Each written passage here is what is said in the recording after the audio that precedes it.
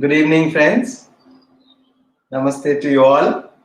Welcome to this guided meditation and presentation on holistic living. I hope you're all able to hear me clearly.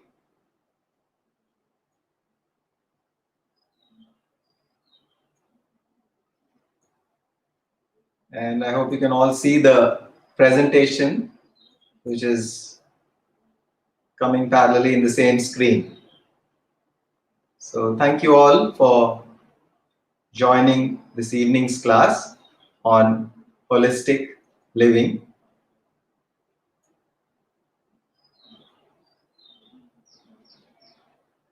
And before I begin, I wish to acknowledge my mentors, Dr. Newton and Dr.Lakshmi, the founders of Quantum Life University, and pranams to them. And I would like to begin this. It's a very interesting topic. It's about holistic living. Holistic living is a very much used term nowadays, especially in the spiritual field, where everyone talks about we need to have a holistic understanding, holistic medicine, and in so many parts, people keep using this term of holistic. But many times, people don't have a complete understanding of what actually holistic means. So let's look at that in this particular presentation, and after that we'll have a guided meditation.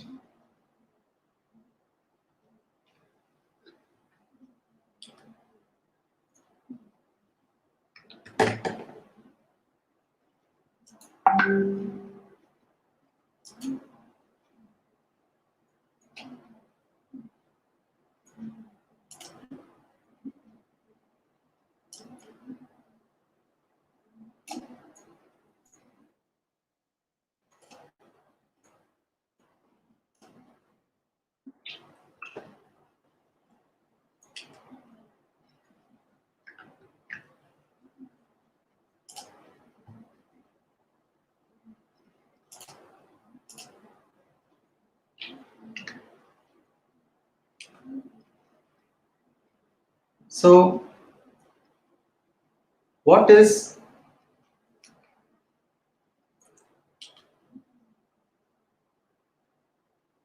this is the presentation on holistic living, and this image says it all: being one with all of creation, with the wider aspects, the larger aspects of creation. That gives us a little bit of a hint of what holistic living means. With holistic living, you can embrace your highest potential of what you can be, what you can do, or what you can have. And we will see why it's important for us to understand what it is to be holistic and what holism actually means, and how we can apply this understanding in our lives to embrace the highest potential of what you can do, be, or have. The principle of holism is that the sum of the parts is the whole is much greater than the sum of the parts. We can take the example of the human body, for instance. If you take all the different systems and so many different subsystems, all of which work in synchronization to form what we know as this amazing human body, what is it that actually gives it that kind of a miraculous existence that we all have? It is, if you take each one of the parts and then add up the whole thing, it doesn't add up to the complete system. Because if each one of it is working independently, and if you just do the arithmetic total of that, it just can't be the whole system. And can you decide which of these parts is greater than, or which of these parts is less than the others, which is more important out of all these systems? One might say, okay, maybe the brain is more important, and then we would say, no, it's not the brain, it's something else. Maybe the heart is important. But even if the brain is not receiving blood for a few minutes, the person will die, the brain will die. If it is not receiving oxygen for a few minutes, the brain will die. So imagine all these wonderful systems have to work in complete synchronization with each other. They have to be totally, absolutely interconnected and working in perfect harmony and synchronization, without which the whole system can't function at all. And the whole system is so much more powerful than the sum of its parts.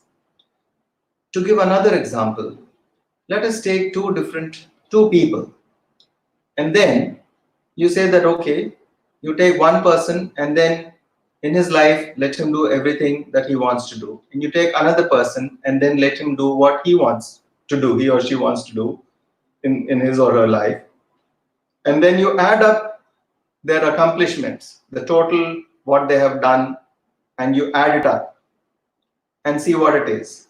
And on the other hand, let's take a hypothetical situation where these two people have worked together from the beginning of their life, or at least early when they meet, and from there till the end of their lives, they work together in complete harmony with great understanding and working towards a common goal or vision.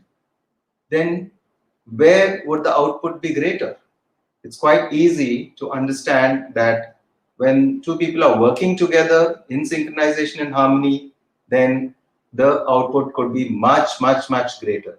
In fact, if you read this book, an amazing book called Ask and It Is Given by Abraham Hicks, it says that if two persons are working in complete harmony and synchronization, then the output could be as much as 1,000,000 times higher than the arithmetic total of what they would have accomplished as two different individuals.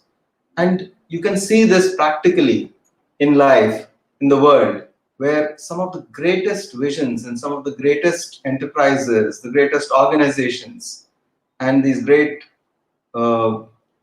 fantastic institutions, all these are created with this fantastic teamwork. Where if you take, let's say, the core team of these institutions or organizations or corporations or enterprises, and if you had put these persons in 4 or 5 different silos, and then each one is doing their own independent thing, they would never have come up with anything which is even a fraction. Even if you add up everything, it won't even come to be a fraction of all that was possible. And that, friends, is the principle of holism.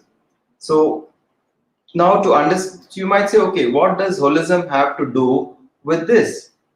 When you understand that the whole is much greater than the sum of its parts, do we really know ourselves wholly, completely, in the sense that do we know every aspect of our own existence? Do we know everything about ourselves? So this is what we really need to understand, what we need to know. So the principle of holism means that you should know and use the potential of all the parts, but all of them have to work with synchronization and understanding, and each one should be aware of the presence of the other. And then us as the larger entity should should fully utilize the potential of each and every part and work towards a larger or higher vision. And that's what we do as a soul. We come here and we have all these amazing other powers, but many of which we don't recognize because we just think of ourselves as physical human beings with just only we relate to the material aspect of our existence. We don't relate to the non-physical other aspects, which we call the so-called the spiritual aspects of our existence. We don't really understand that. And that is where we need to know. So now I hope you can understand that holism, what holism actually means, and what is the importance of understanding holism and applying this principle in our lives. There is one wonderful shloka in Sanskrit, which is from the Upanishads, which is the essence of holism is explained in that. It says, Om Purnamada Purnamidam Purnat Purnamada Chachyate Purnasya Purnamadaya Purnameva Vashishyate. Now, what this means is, what is whole is whole. What has come out of the whole is also whole. And when the whole is taken out of the whole still remains whole. This is such a wonderful thing which gives us an idea about what holism means. Let's take the whole as the universe, or you can take it as the infinite soul. Let us take it as the infinite soul, say God, for instance. Now, what has come out of the whole? Let us take each individual soul as that which has come out of the whole. The whole here representing the infinite soul or source or all that is, God, whatever you may call it. And the individual soul as that which has come out of the larger or the super soul or infinite soul. So what this says is that what is whole is whole. So the infinite is always infinite, the infinite soul. But what has come out of it is also infinite. There's nothing which is less than the original. And when the whole is taken out of the whole, so now what has come out of the whole, now this soul, or we have infinite number of souls which are coming out of this source, but still the source still remains whole or infinite. So that is what holism actually means. And that's the essence of holism which comes from this wonderful shloka.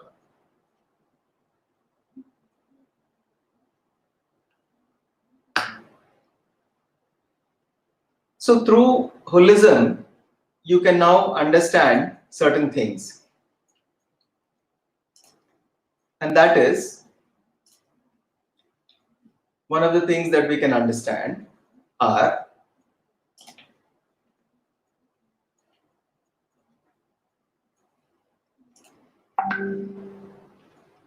sorry about that small technical problem. Yeah. So there are certain points which are prepared to help you to understand your own holistic nature or the larger aspect of your own existence. And the first and probably the most often repeated point is that you are a spiritual being having a human experience. You are not a human being having a spiritual experience, but you're a spiritual being having a human experience, which means the larger aspect of our reality is actually non-physical. What we see here in the physical reality is only one tiny, very small aspect of our own reality.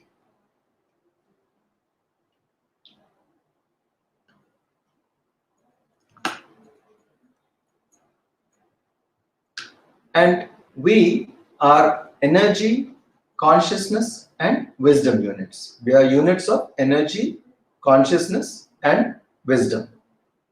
You can call ECW units.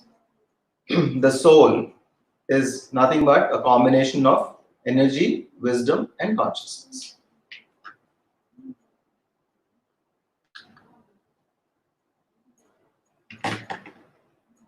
You are not just the body. You have a body. Your existence, the larger aspect of your existence, it has a body.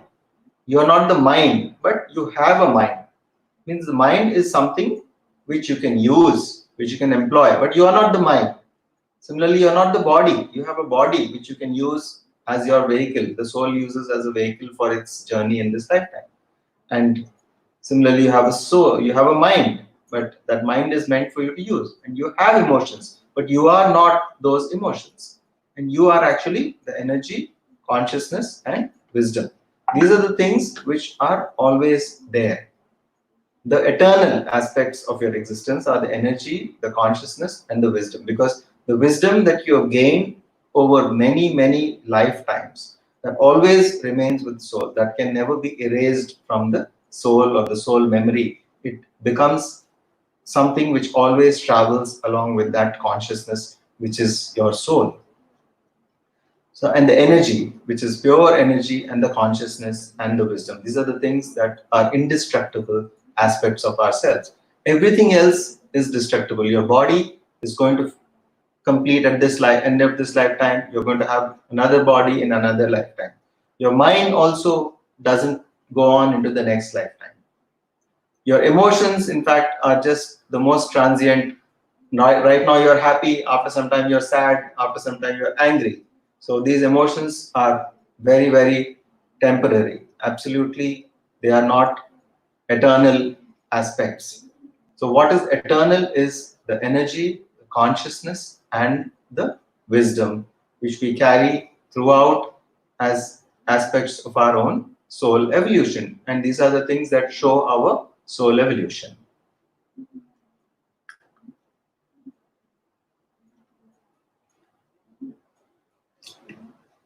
So if you take the example of a chariot, then driven by of it, and then there is the master or the owner of the chariot who is sitting behind, and you have the horses.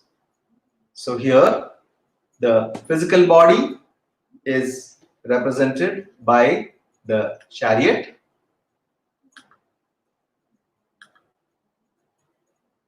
The physical body is represented by the chariot.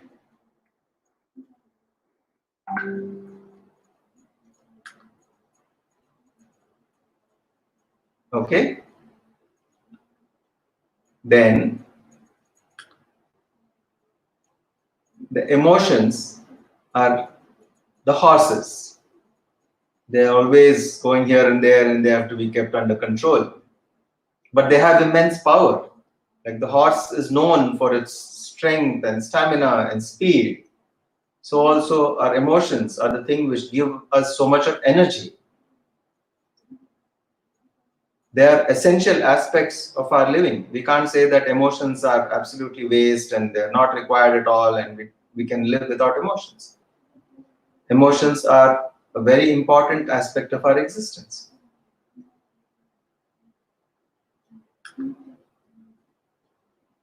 And then the mind.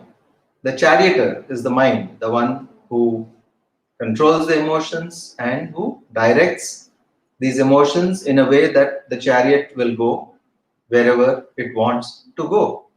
But finally, who is the one who is actually the guiding force, who has a plan?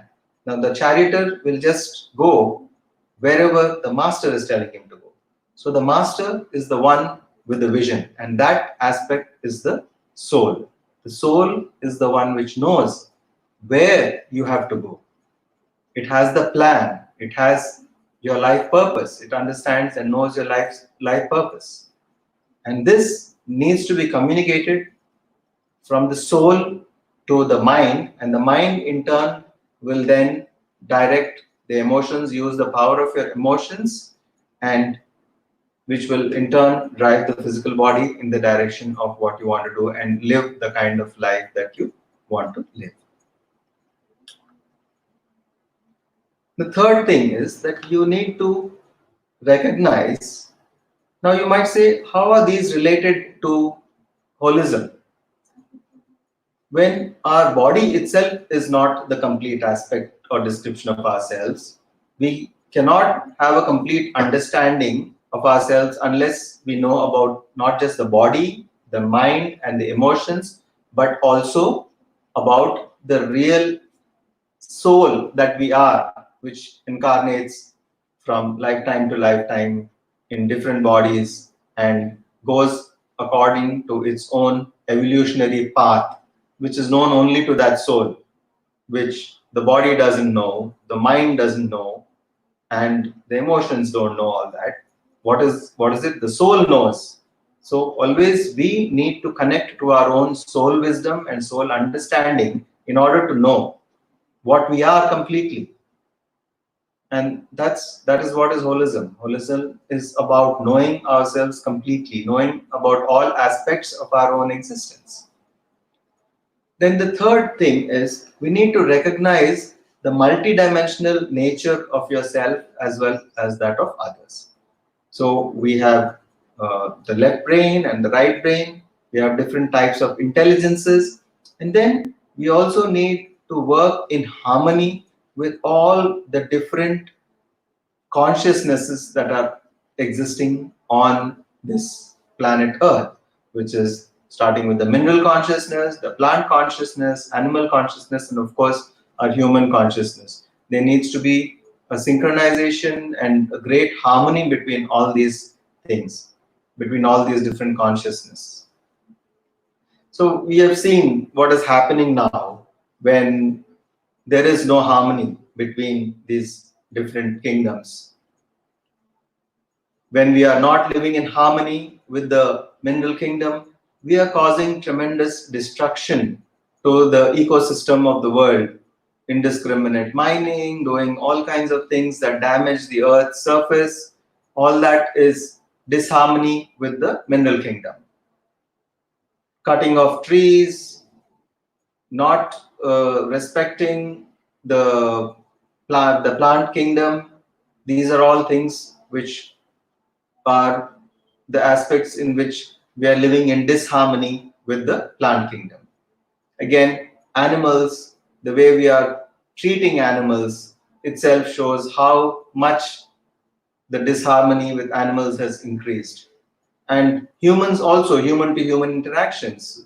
We don't find harmony in human to human interactions, which is why we have all kinds of terrorism and all acts of violence all around the world, which are going on. And the way we live with mutual distrust and violence, we have become such a violent society, or such a violent world, where there's no respect for life. So all these aspects, there need to be a complete, the holism says that only when you recognize all aspects and that everything works together in harmony, then real peace can be there and real great things can be achieved. So we will look at the different aspects over here. Many of you must have heard of this quotation, this saying, which has been in vogue since a couple of decades, which talks about the butterfly effect, the so-called butterfly effect, which says if the butterfly flaps its wings somewhere, in the Southeast Asia, then there could be a tsunami in South America or North America or something like that. So, which means that two totally unrelated events could actually one could be the result of something that is, but seemingly unrelated events have effect on each other. Now, many people would just dismiss this kind of a thing by saying, oh, this is all nonsense. I mean, it really doesn't happen. It doesn't work at all. It doesn't work that way, because they don't have the greater understanding of how this whole universe works and how everything, even though we are all seemingly not connected, how deeply connected we are and at levels that we don't understand. And we are seeing the effect of that. I mean, can we not see this really happening now? When imagine someone eating a bat somewhere in China and now the whole world is under lockdown.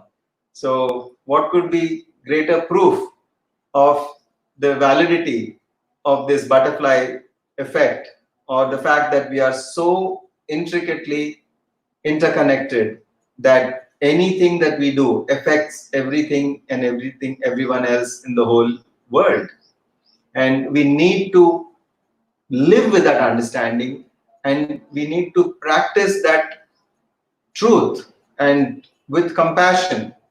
And whatever compassion we have for ourselves, we need to have that same compassion for everyone around. And that is how we can practice this holism and this understanding, and that will help us to really achieve our full potential, our complete potential. So this, friends, is one very important thing we need to understand, our interconnectedness. And once we recognize our interconnectedness, that itself becomes our greatest strength. The more we are in denial of this interconnectedness, the weaker we become. Because it's like, if the body doesn't recognize its own heart, how can it even exist without a heart? It's going to die and wither away if the body doesn't recognize its circulation system, if it stops functioning. The same way, we need to recognize all these aspects, because they are all aspects of our own existence. We need to understand that they are like extensions of our own self, because that's how closely we are all interconnected. Imagine that they are all extensions of your own self, all aspects of our existence as extensions of our own self. And that is the way to really understand holism and how to practice holism.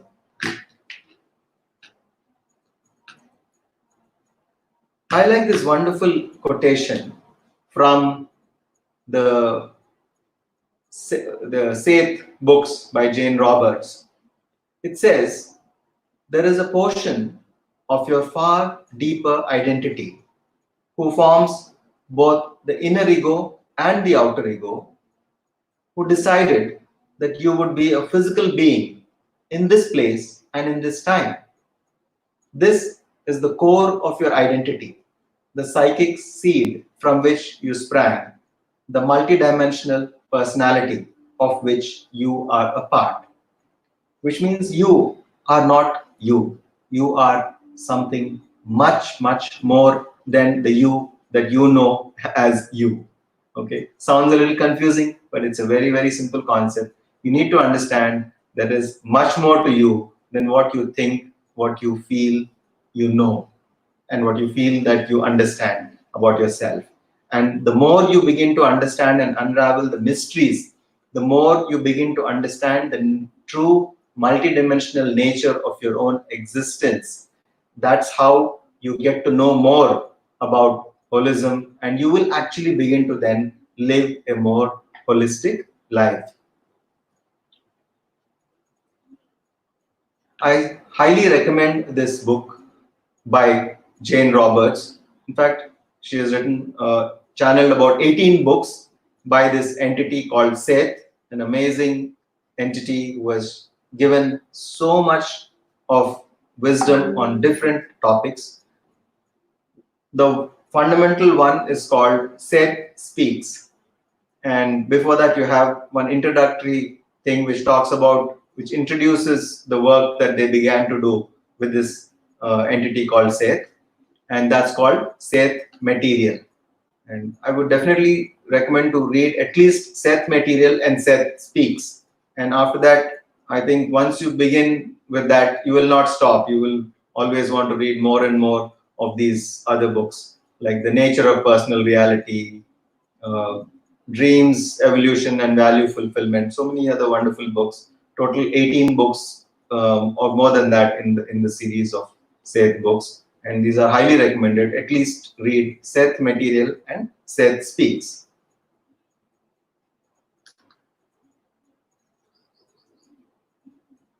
So even the brain itself, we think of the brain as just one organ. But within that, you have two different aspects to the brain. You have what we call the left brain and the right brain. The left brain, which takes care of the logical and analytical functions, and the right brain, which takes care of the intuitive and creative aspects of our existence.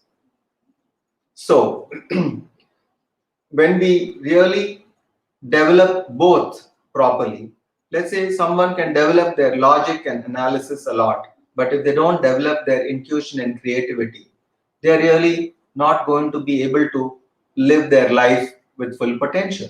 Similarly, if someone develops just only the creativity and intuitivity, but they don't develop even the logic and analysis part of it, then they will find areas in life in which they find it pretty challenging to, to operate. So the balanced development of the brain needs to take place, and that we need to first understand that there are these two different hemispheres, and each one has its own strengths, and each one is there for a particular reason, and each one develops certain aspects of our own life. Similarly, when we look at people, everyone has different strengths. And it's not that they are lacking in intelligence per se. Everyone has the same level of intelligence. Almost everyone has the same level of intelligence. They're all endowed with that because our soul comes with its full potential.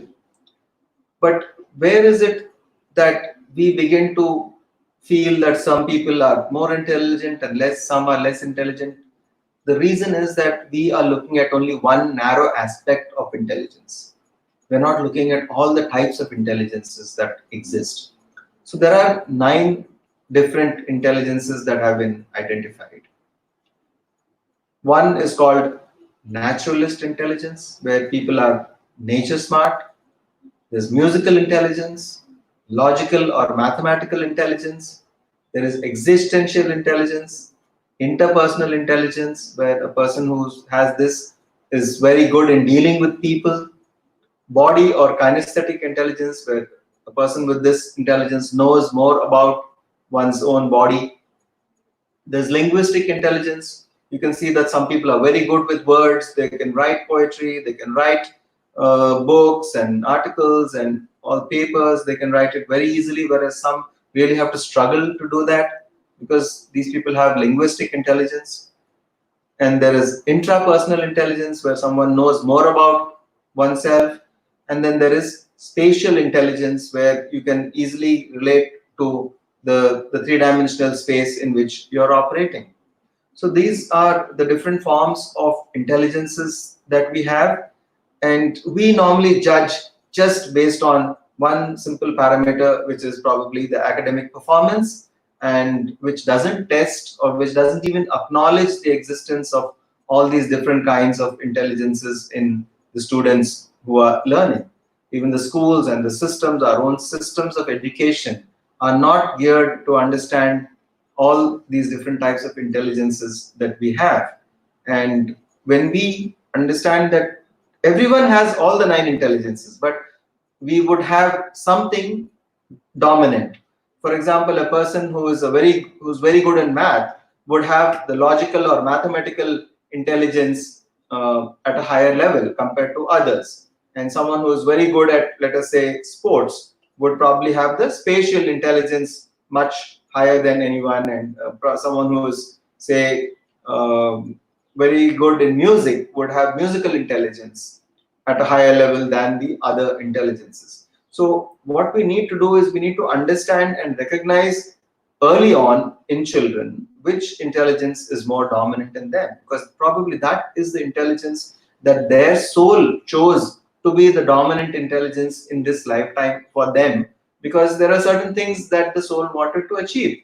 For instance, the soul might have wanted that let's say my soul wants to become me to become an artist in this lifetime. So I might be born with this artistic intelligence, or it might decide that I should become a great musician or a good musician, and then it develops musical intelligence. But however, I'm put in a school, and then the school doesn't know anything about it, neither do the parents know, the teachers don't know, and then they just put you through the routine education where there is nothing like music or anything even taught in most of the schools. And then there is no possibility to recognize and develop this particular intelligence in that person. And so what would happen is that after the person grows, the soul internally is always trying to give the messages of dissatisfaction with what is going on, because it wants to do something else. And since that opportunity is not being given to do that, then this person becomes completely disconnected from his or her own existence and feels that the life that they're living is meaningless, and they start taking that dissatisfaction takes on different levels of discomfort for them and for the people around them. It assumes very tremendous proportions as this goes on more and more. Any dissatisfaction that people face in life is mainly because what they are doing and what the soul wants to do are different. So it's very important for us to understand what this level of dissatisfaction is and where the dissatisfaction is coming from. And if we can connect to the purpose, the life purpose, that will give us an understanding of why we are facing this dissatisfaction, why we are experiencing this dissatisfaction, and then we can do something about it. It's never too late. There are people who have begun, completely changed their profession or their even their line of education completely once they realize that that is exactly what they want. But why do we have to go through all that trouble? Why not we have a system in which we recognize these intelligences, because that is an early indicator, and it's not difficult to really know. Even at the age of 3, you can easily identify whether a child has a musical sense or not, or whether the person is very good at numbers, or maybe the person is very good at words. There are people who can say even read complex books at just the age of 3 or 4, whereas others can't do it. So where is this present system of education taking us? It's really not helping, because it is creating more and more of dissatisfied people because it's just putting them into one box, and all of them are being pushed through the same kind of process and same kind of education, whereas most of them are not. That's not their choice. That's not their sole choice. So we need to bring in this understanding of the different intelligences, and that would really help us to gain a holistic understanding of our own types of intelligences that we have, and use them in the right way, so that we can live a more balanced life, a meaningful life, purposeful life, and obviously a happy and contented life, because only when you connect the meaning and purpose of your life with the actual work that you're doing, and when these two are going hand in hand, only then you can have happiness and that joy and peace.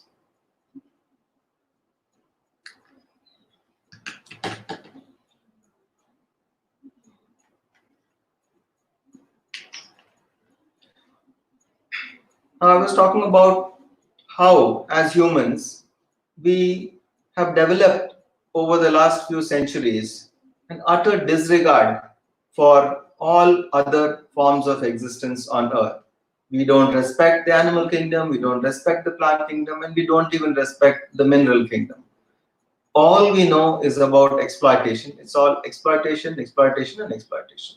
There is nothing like that we are all one existence, that they are all like extensions of our own existence. We must treat them all as extensions of our own existence. Would you just cut off your own hand because you recognize that it is part of you? But when we kill animals, or when you just willfully destroy millions of square miles of forest land, which has been there since millions of years, then what you're doing is probably worse than cutting off your own hand or leg. Now, holism shows you that we are deeply interconnected. We are so interconnected. There is a tremendous amount of what we call interdependency.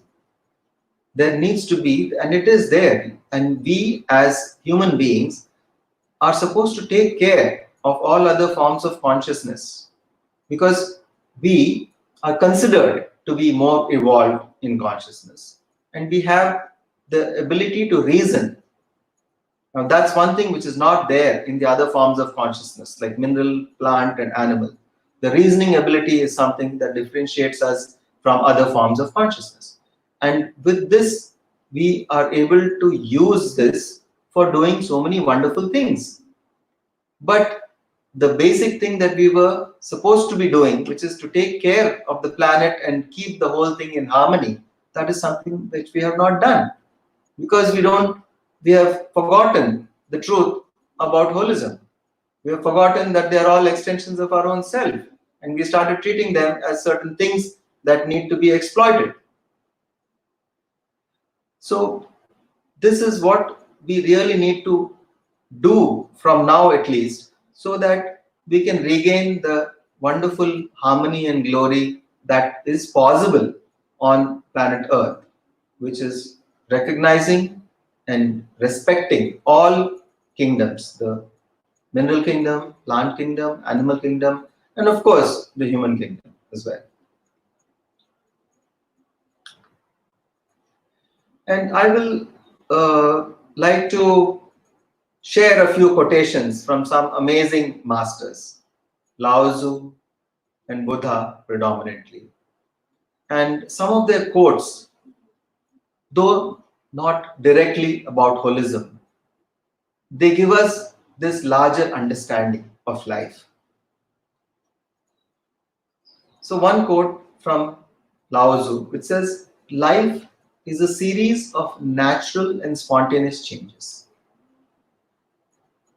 For most people, life becomes challenging because they don't want to accept the fact that life is full of changes. They feel that life should be the same throughout. At all points of time, the life should be just like the way it is. But that's not it. The law of the universe is that it's a series of natural and spontaneous changes. And we should not resist them. Lao Tzu says, don't resist them. That only creates sorrow. So let reality be reality and let things flow naturally forward in whatever way they like. And then automatically you will begin to understand the deeper meaning and purpose of your own life and why things happen the way they happen in your life.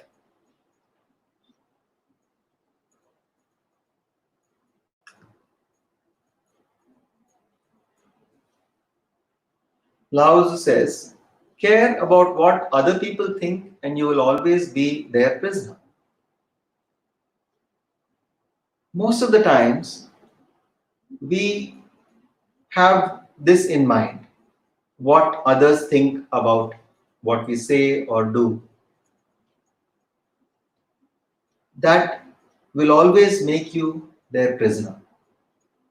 You need to develop your own understanding of why you're doing something and what you're doing. This obsession with what other people think is really making you a prisoner. So just free yourself from that.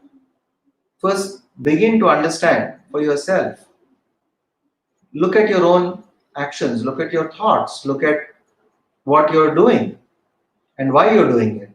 And you will know when you connect to your soul purpose, then what you do is in synchronization with the soul purpose, then nothing else matters. Nothing else matters at all, because you will then be supremely happy because you are following your soul purpose.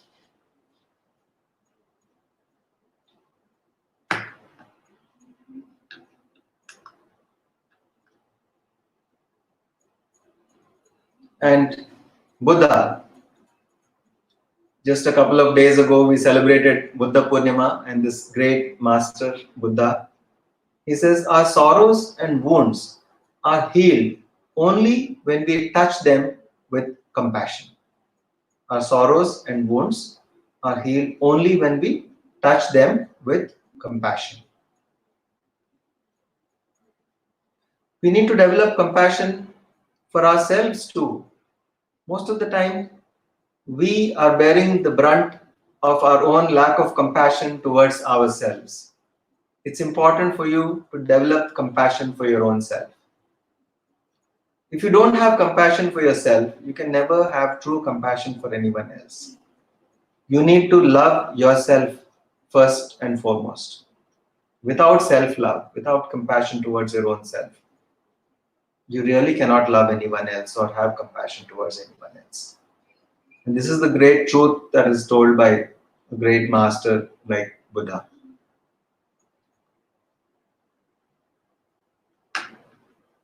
Another wonderful quote from Lao Tzu. He says, "To see things in the seed, that is genius." Which means at the seed level, to be able to see what is going to come from that, that is genius. And that is, friends, what holism is all about. The seed contains within it the entire tree that is going to come out. Within the seed itself, it's already there, it's already hidden. The map of it, the plan, the roadmap, the entire, the three-dimensional map of that tree which is going to come out is already there in the seed. And genius is to be able to see that tree that is going to come just by looking at that seed in the beginning. And what is seed? Seed is nothing but the thought that we have, because the thought is the one which creates the reality. So at the thought level itself, you need to be able to see and monitor what you are doing with awareness and create the right kind of thoughts and the right kind of action that follows those thoughts. Automatically will bring about the right kind of creation. Exactly, it will bring the creation that you want in your life. So that's what Lao Tzu says, means when he says to see things in the seed, that is genius. But we all have that, the spark of the genius, but we need to polish that with the understanding. The understanding of holism will really give us that spark into, which will make that spark into true genius.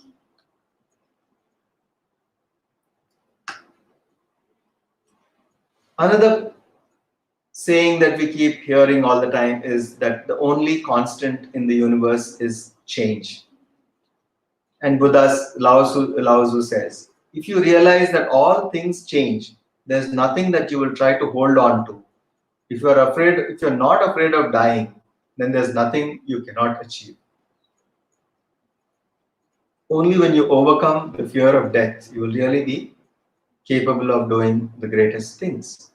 And there's nothing that can stop a person who has overcome the fear of death. Even if you look at it from the olden days, the greatest battles and the wars, when the whole world was full of countries or kingdoms which were battling each other or fighting with each other, it was always those few people who were absolutely not scared of death who emerged victorious all the time. Because your thought creates your reality. But once you drop the fear of death, you actually overcome death itself. And that's ironical, that you're no longer afraid of death, but death also goes far away from you. Not that you become immortal. We have a certain lifespan. We live here, we come here with a certain plan to live for a certain amount of time. And we do that.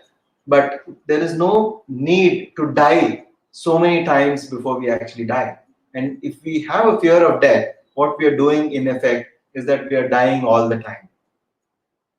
So we need to die in a different way. We need to die to our past and always embrace the future and start every moment as if it is a new life.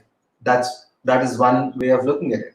But you don't need to die with the fear of death every so many times, 1,000 times. Like there is this quote that I really love, and that is, it says, a coward dies 1,000 times before he actually dies, but the brave dies but only once. That is at the end of your designated period of time in this lifetime.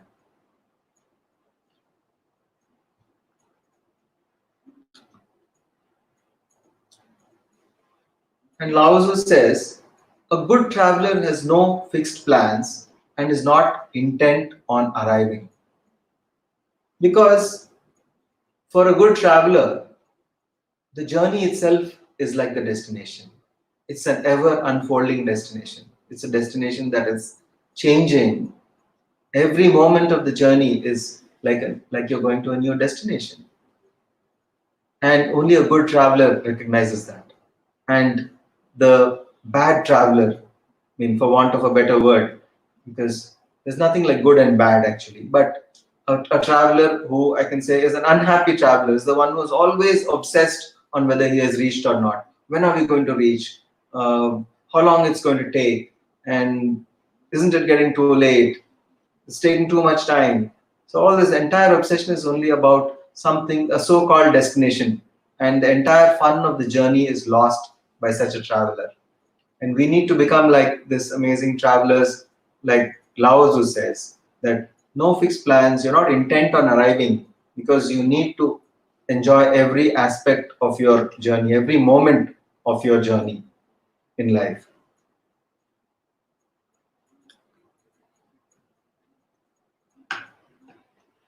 Lao Tzu says, if you're depressed, you're living in the past. If you're anxious, you're living in the future. And if you're at peace, you're living in the present. So don't live in the past, don't live in the future, just live in the present. Embrace this moment completely and live completely in the present moment. And this is not just Lao Tzu, but every enlightened being, every enlightened master has always told us the same thing, that we need to live every moment, moment by moment, and we must live completely in the moment. Be totally and fully present in the moment. If you are present, then you will get a gift. That's why the word present and gift are synonymous. And to be present means to live in the present moment. So if you are completely living in the present moment and you get this wonderful gift, the gift that you call a happy life.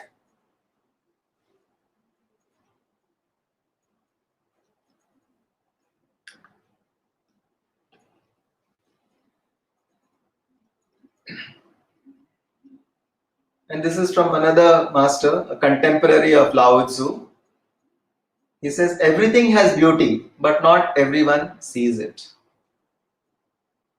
You need to see beyond what your normal senses can see or feel or hear.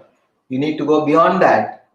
And that's where holism comes into the picture. You need to see aspects of everything and everyone which are not apparent to the normal five physical senses. Only then you can see the complete beauty in that.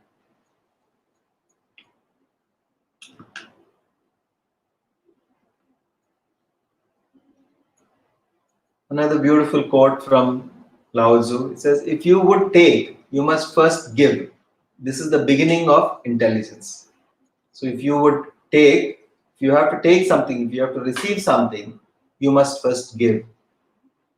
So givers always receive.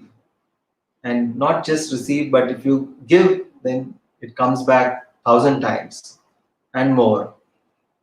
So you need to understand the law of the universe is that when you give, then you receive much more than you give. But again, those who don't understand holism cannot appreciate this. They feel that if it is given, then it goes off. And there's no connection between what you give and what you receive. But that's not the truth. The higher truth is that due to the interconnectedness of the universe, when you give, then you send out an energy which multiplies and comes back to you.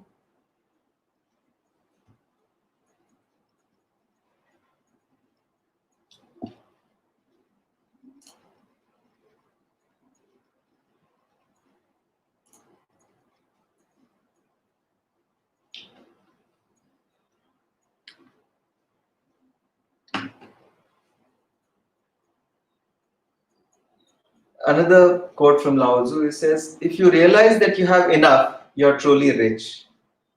It's not about how much you have, but how much satisfaction you have, or the realization that you have all that you need and that you have enough, if you have that realization, then you are a truly rich person. So that's what is called as prosperity consciousness. Prosperity consciousness is not about how much material wealth that you have, but it is about having the realization that you have enough. And that can be there even with a person who is having almost nothing. And even that person could be with total prosperity consciousness. And then there could be a billionaire, or probably even the richest person, technically the richest person on earth, who still may have poverty consciousness, because the person still may not feel that he or she has enough. And that feeling of not having enough is poverty consciousness. The feeling of having enough is prosperity consciousness, and it doesn't depend on how much you actually have.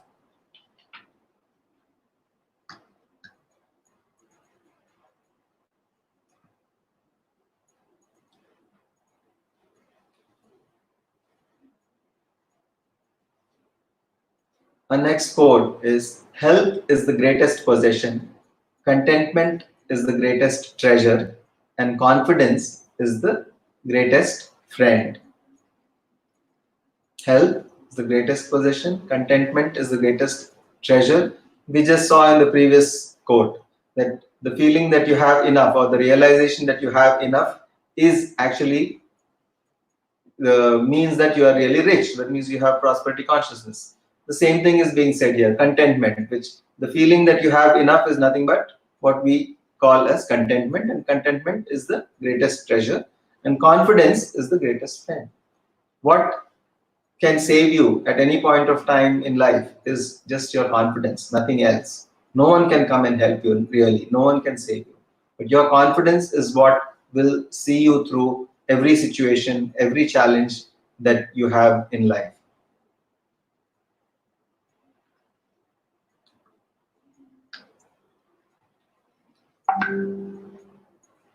And this is a very, very profound quote. It says, watch your thoughts because they become your words. Watch your words, they become your actions. Watch your actions because they become your habit. And watch your habits because they become your character. And watch your character because your character becomes your destiny. Such a profound quote. How he has analyzed the root of everything and traces it back to your thoughts, because it all begins with your thoughts. So he says you must be cautious of your thoughts, because your thoughts will then become your words will become your actions will become your habit will become your character, and your character becomes your destiny. So ultimately, you will blame your destiny, saying that my destiny is not good when things don't work out well for you in life. But what was the root cause of this? It all started off with your thoughts. So that's why you need to develop complete awareness and be very aware of what you're thinking. And the moment you go into some kind of negative thoughts or limiting thoughts, you must stop it and then transform those thoughts, so that the change of those thoughts will begin creating in the right direction for you. Otherwise, they're going to create something that you really don't want, and that you're not going to enjoy that experience later on.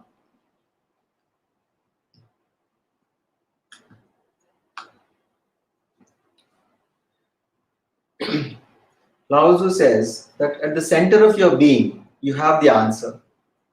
You know who you are and what you want. The center of your being is that aspect which knows this holistic picture of yourself, which knows that you are not this body or mind or emotions, but you are the soul. And the center of yourself is what connects you to your higher self, or to the soul, which knows everything, because it has wisdom of thousands and thousands of lifetimes and all the existences that you had even in pre-human lifetimes. All that is there and that is nothing but this, your soul wisdom, your soul experience. And that soul wisdom is what you can access when you connect to the center of your being. That's what happens during deep meditation, when you connect to that aspect which knows everything. And he says, search your heart and see the way. To do is to be. Because again, the analogy of the heart, because the heart is what connects us to the soul. So if you want to find something, then you have to search the heart, and the way to do is to be. So he's talking about how if you want to do something, you need to be that first. So you can't become a rich person without already having prosperity consciousness. Now this is, we could say, quite paradoxical, because if you don't have prosperity consciousness inside of you, you can never become a prosperous person. So you need to develop that within you, what you are seeking outside. Whatever you wish to achieve in your external life is something that you need to first develop inside of you. So that is how the law of attraction will then bring the similar energy in the physical form to you. That is how manifestation is done. That is how creation is done, so that you create what you really want to create in your life.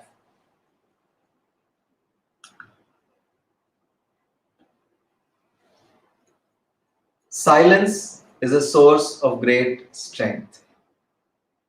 More things can be achieved in silence than by millions and millions of words. The power of silence needs to be understood, just as the power of emptiness can be understood.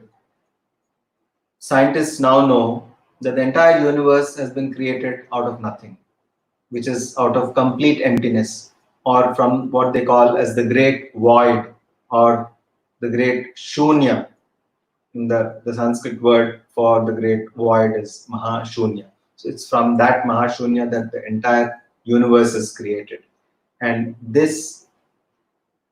similarly, the greatest things can be created from silence. Everything can emerge from silence. So silence is a source of great strength. We need to recognize the power of silence, and we need to use this understanding of the power of silence by being as silent as possible. Speak only when it is absolutely necessary. There's no point in speaking when it's not needed. Unfortunately, most of the time we speak a lot of things which are not really needed. It's just a waste of energy. We need to conserve our energies and use it for the manifestation of what we really want to manifest in life. And one of the ways to conserve energy, one of the most important and powerful ways to conserve energy, is to be in silence to the greatest extent possible, by not talking more than what is absolutely necessary.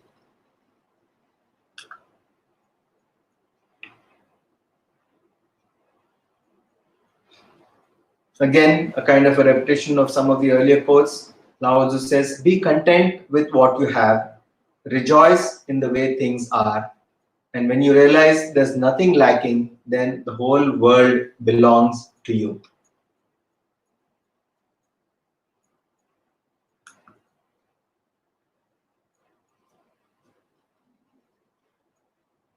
And another quote is, if you do not change direction, you may end up where you are heading. It's very important to understand with awareness which direction your life is taking. And if you continue in the same direction, where exactly will you end up?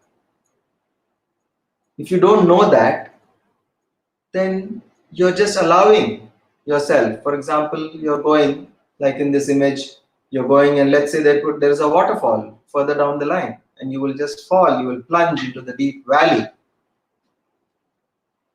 But you should be able to see that beforehand. You should know. With awareness, you will know whether you're going in the direction of what you want in life, or you're going in the direction just going to end up with something that you really don't want. In that case, you have an option, you have a choice. You can change your direction. It is within your power to change your direction. You don't need to just keep on floating in the same direction, because who started it? Who started the journey? You were the one who started it. But you are doing this entire process without awareness. It is like you're just jumping into a boat and going onto a river, and then you're just letting that boat take you wherever it wants to take you, wherever it's going, just going with whatever is the flow of the water.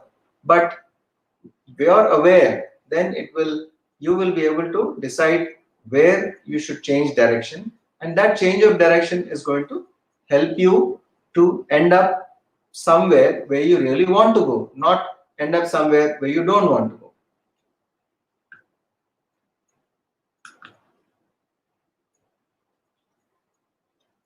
To the mind that is still, the whole universe surrenders. So this is a very powerful quote about the power of meditation. How do you make the mind still? You need to sit in meditation. And when you are in meditation, the whole world, the whole world surrenders to you. The whole universe surrenders to you, because the entire power of creation comes from making the mind empty and still.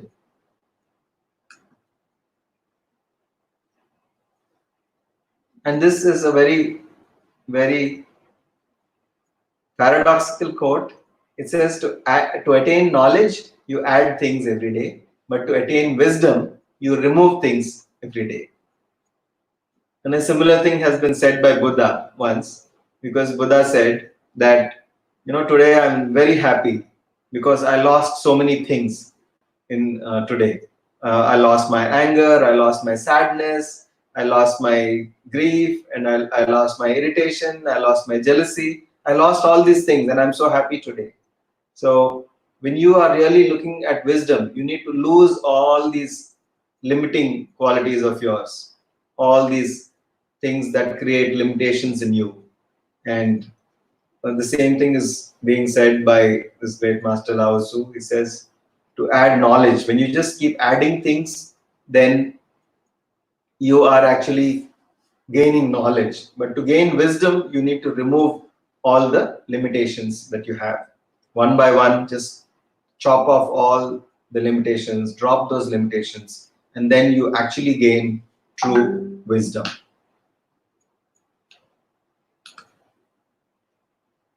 The key to growth is the introduction of higher dimensions of consciousness into our awareness.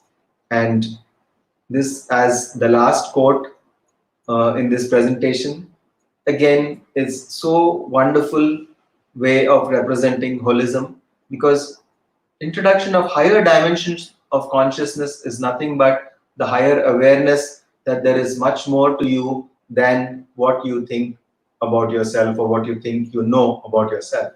And that is what holism is all about. When you bring in all those dimensions into your awareness, and then those dimensions can be then utilized to fulfill your complete potential, then your full potential gets unlocked and you'll be able to achieve your full potential.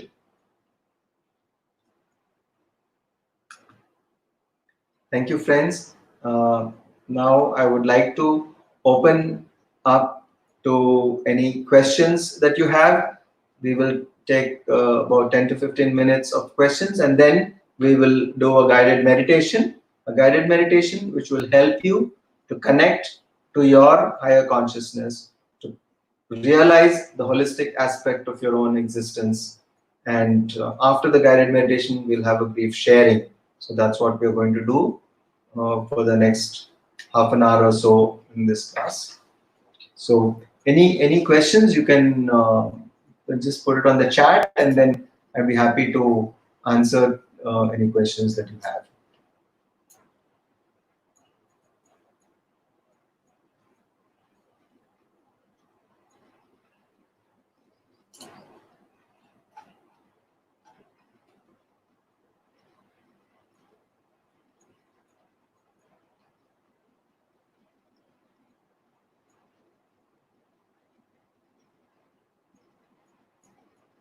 Yes, again, once again, namaste and good evening to all of you.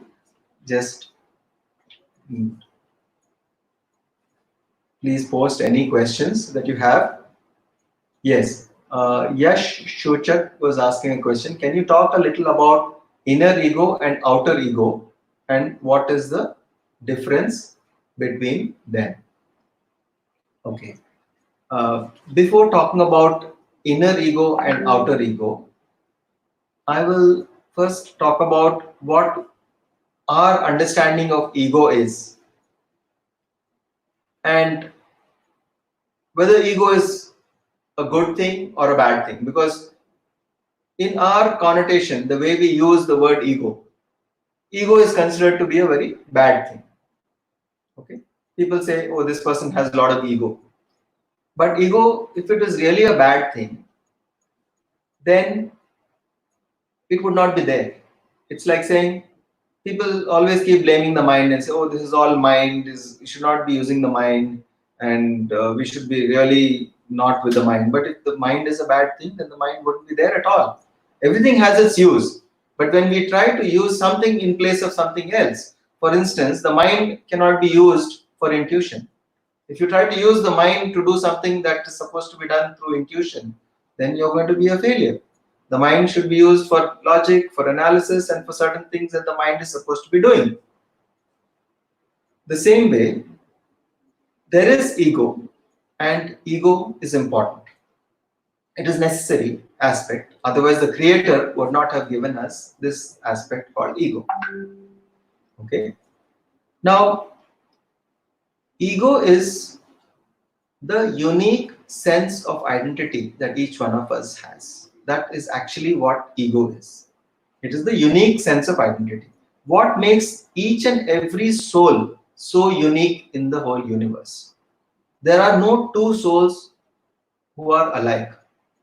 Every soul is absolutely unique, and every soul has a unique purpose in each and every existence, unique path of evolution over thousands and thousands of lifetimes, and that uniqueness is what we call as the ego. The ego is the uniqueness that each soul has. But what we use the word ego in a negative connotation is actually what we call as the negative ego, or it is when we have a positive ego, we know that we are unique in this whole universe. There's no one else. I can feel that there's no one else like me. But to feel that I am the greatest and then others are much less than me, that is negative ego. But a positive ego is the understanding that I am unique and so is everyone else. And the negative ego is the feeling of separation. In the positive ego, you know your uniqueness, but you also know through the principle of holism that we are all interconnected and that we are all essentially aspects of the larger creation. Like if there is the source or the source of everything or all that is, we are all like rays of the source and we are all interconnected. When we realize that, then you're not being egoistic in a negative sense, then you know your uniqueness, but you also know your role in all of creation and that you know everyone is also like you in their own journey, but that we are all interconnected. Like the systems in a human body, for instance. The hand knows its function, the feet knows the function, the head knows its function, and they all know that they're working together and together they make up this whole organism, which we call this wonderful organism called the human body. The same way, when we recognize that each and every one is interconnected to us, and in a sense, your existence is because of them, and their existence is because of you. When we recognize that, then you have really understood ego, and then you are operating from the proper ego, which is the higher ego. And then the lower ego or the negative ego is the one which says, they are separate, I am separate. They are different, I am different. Okay. So the greater the degree of disconnection that you experience from everyone else, that is the greater the negative ego that you have. The greater the feeling of oneness that you have with everyone, at the same time knowing your own uniqueness, that is the greater amount of positive ego that you have. I hope I have answered this question.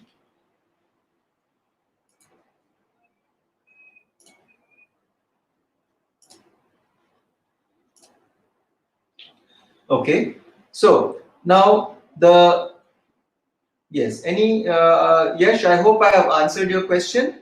We are not talking about inner ego and outer ego out here. We are talking about, in a sense, the inner ego is nothing but what connects to your higher self or to the deeper aspect of yourself or the inner you that you actually are. And the outer ego is the one which is talking about the feeling of separation that we have from others. Okay. Amirapu Sudhakar is asking, how do we know the purpose of our life? Can we get clear messages in our meditation or during daily course? We get the message. Yes, a very good question. Thank you, Sudhakar, for asking.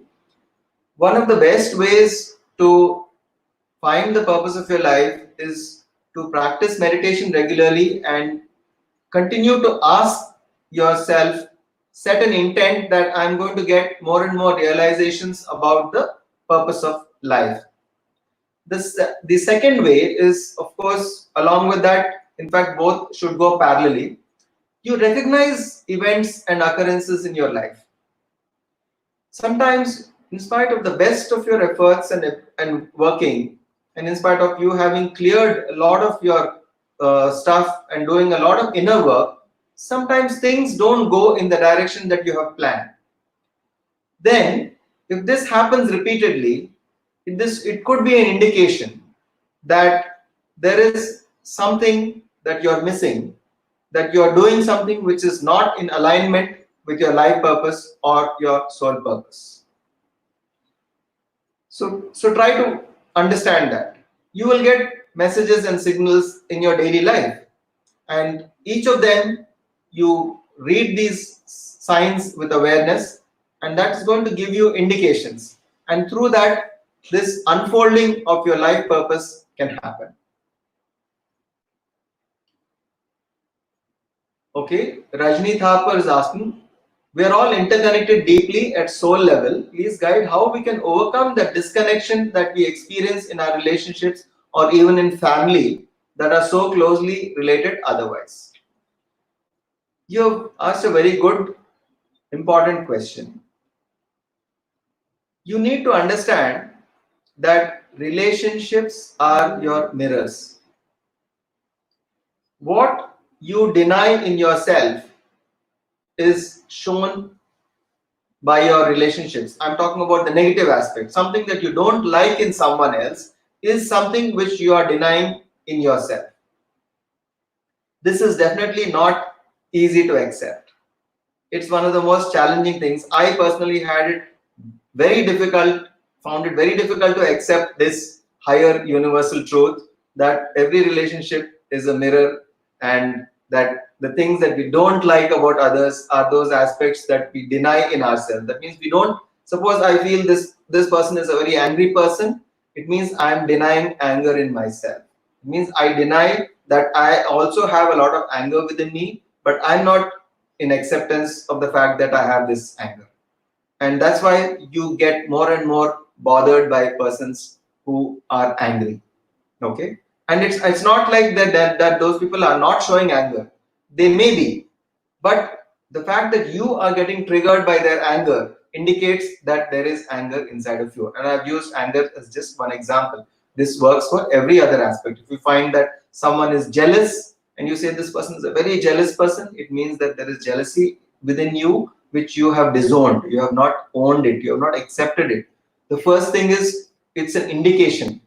Treat that as an indication to work on that aspect within yourself and say, honestly, let me look at myself and see where is it that I have this quality within me, and you allow it to come out, and then go to the root of it and find out where it originated and then clear it.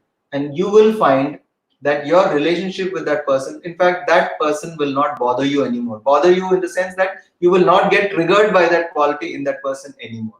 because you have cleared it within yourself. And that person is, the role of that person in your life is only to make you aware that you have this quality within yourself. Okay, so this is how it works. One person has asked, what if there is a schizophrenic family member? Okay, so there's another question asked before that. What would be the reason for repetitive negative patterns coming from your family members? I think that is already explained. If you say there's repetitive negative patterns, that means as long as you continue to disown those things within yourself, it will repeat. Because the law of the universe is, unless a lesson is learned, that situations will continue. So the situation is continuing because you have not learned it. And once you learn it, that situation will stop happening. Okay. Otherwise, the person is not what is important here. Unless you heal that aspect within yourself, later you will have the same problem with someone else. Many times we have people who come to us, let us say for sessions and other things, saying that I've changed. One example is of a person who says I've changed some 15 jobs because every time he felt that the bosses have not been good to him. But the problem is within that person, because he's always attracting that kind of bosses, in the sense that he's attracting those situations because within him there is an aspect which has to be cleared. So once that problem is cleared within that person, or that quality or that denial is cleared within that person, then next time that won't happen again. So it was not about a particular person being bad to him, every person being not good to him. That's what was that person's perception. And that perception is because continuously he has been creating that problem all the time. So that is the thing. Repetitive pattern just indicates that it's an unlearned lesson. It's a reminder. It's a continuous reminder to you that you have not done your work. So please go back and do it. That you have not learned your lesson. And then you asked about what if there is a schizophrenic family member. It's a very unique choice for that person and also for the caregivers or the family members of that person. So there are lessons to be learned more by the family than by that person, because that person is probably, depending on what level of schizophrenia the person is going through, may not be in a position to relate to anything and will not be in a position to really help himself or herself. The only thing probably that could be done is just to keep under medication so that the impact is less, but still that doesn't solve the problem for the family members, because the person is still there to be taken care of. And this is mostly a karmic situation.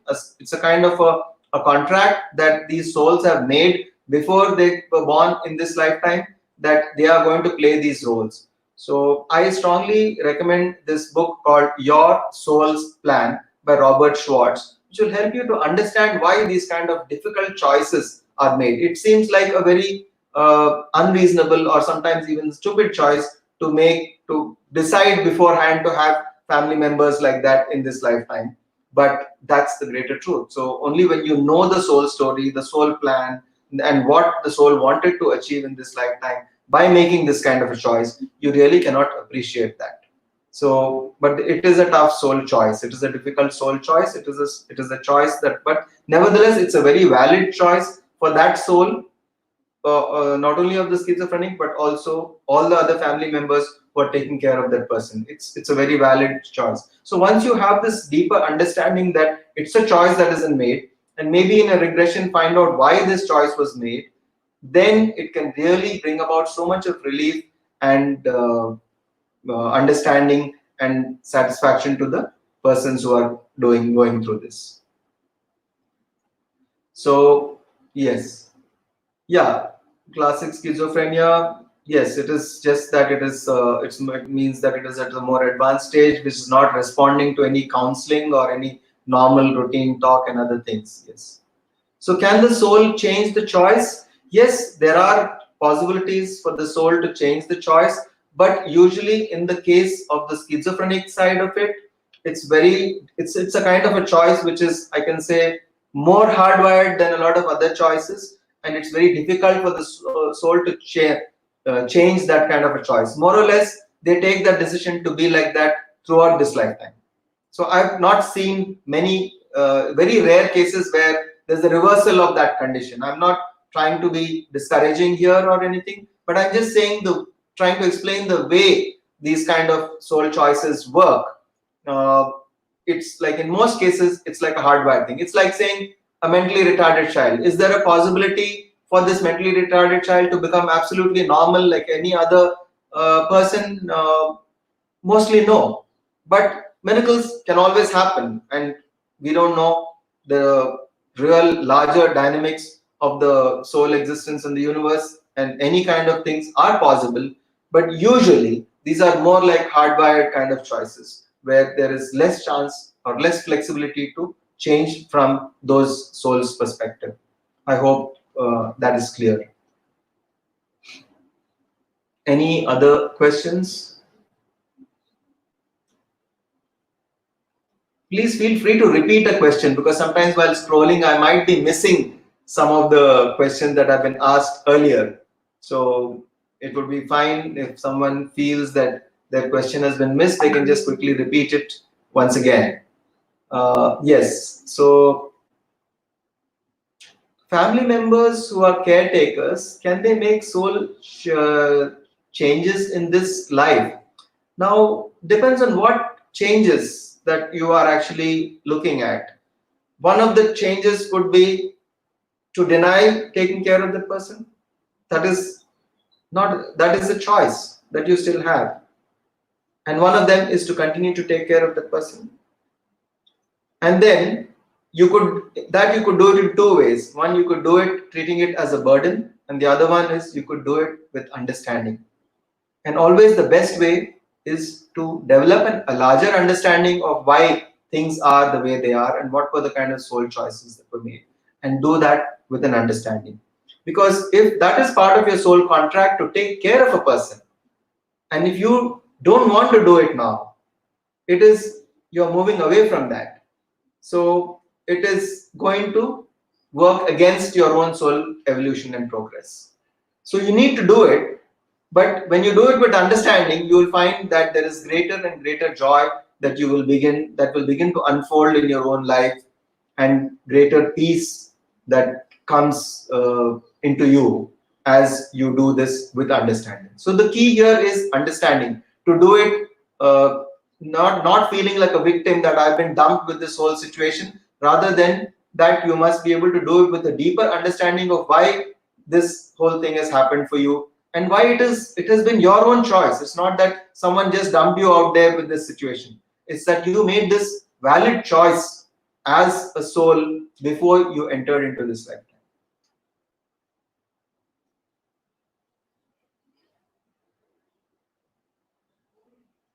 So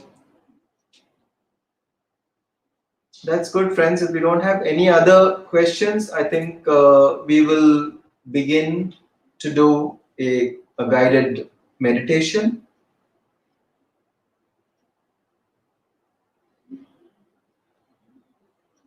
Yes, yes. Sometimes when we are sick, we are not able to sit for meditation. How to tackle this? Okay. Yeah. We are not able to sit for meditation. If you are so sick that you are not able to sit, it is okay to actually even lie down and do the meditation. Although it's better to sit and do the meditation, because when you're lying down, there's greater chances of you falling asleep or drifting off into sleep, in which case the benefit of meditation will not be that much for you. But if that's not possible at all, you're physically, the person is so unwell, it is better to do the meditation while lying down than not to do the meditation at all. Because when you do the meditation, even in the lying down posture as a sick person, you will begin to feel much better, and the recovery happens much faster, and you will be able to pull up your energies much faster than that.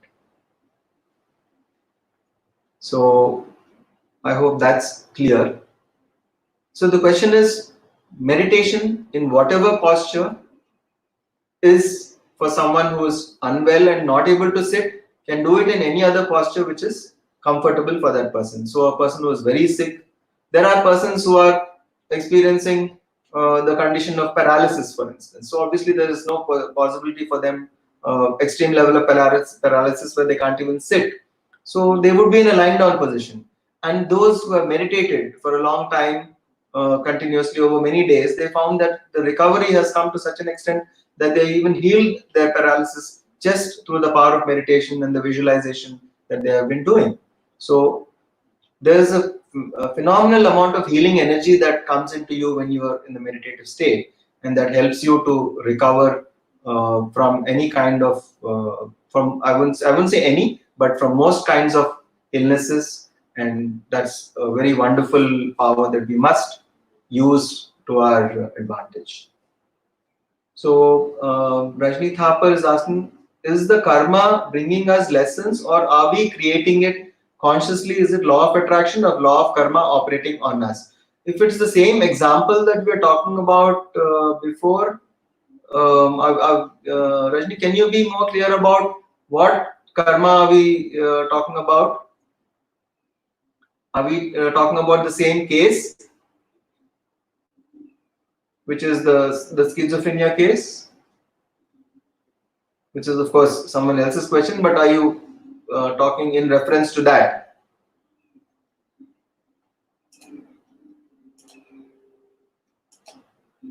Okay, so karma is bringing us lessons, or we are creating it consciously? Is it law of attraction or law of karma operating on us? How can we differentiate between the two?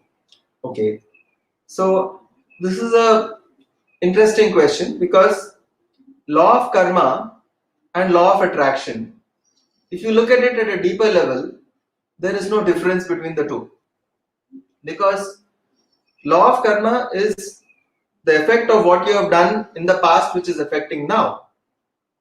So in a sense, even that is law of attraction. So the larger law is always the law of attraction. So you wanted to do certain things in this lifetime, and you wanted to learn certain things in that lifetime, and in order to learn that, the conditions that you required to learn those things is the law of karma in action, because you created those conditions. The only problem is that we all forget why we created these conditions, and the effects are being experienced by us, and we don't like those effects, and then we say, I have this bad karma, not knowing that you are the one who has created these situations and circumstances for a specific reason, for a very specific reason, and for very specific lessons that you wanted to learn.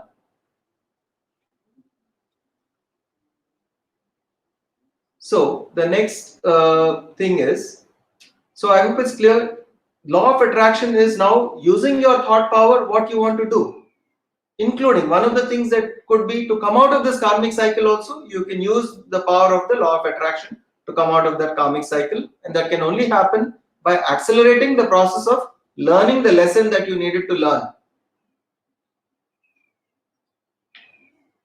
Okay, now Sudhakar is asking that what are the indications we get when our guides are guiding us? In the meditation, when you come across a different energy and someone communicating with you, then that could be an indication that a higher master or guide is giving you some messages.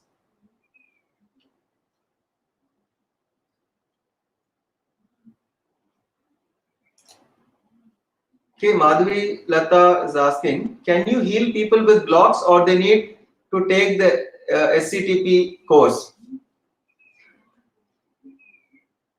I didn't understand what you meant by you heal.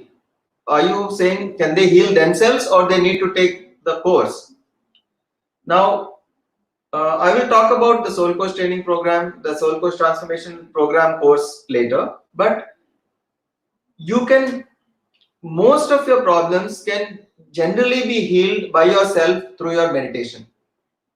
Sometimes, even with a lot of practice of meditation, you are not able to clear your blocks. Then you might require to have individual, personal, past life regression or other modalities sessions, which work on your inner self, which work on your belief systems, which work on your thought patterns and change it. Like how Lao Tzu had said, that be aware of your thoughts because they become the words then become your actions become your behavior and so on, and then ultimately that becomes your destiny.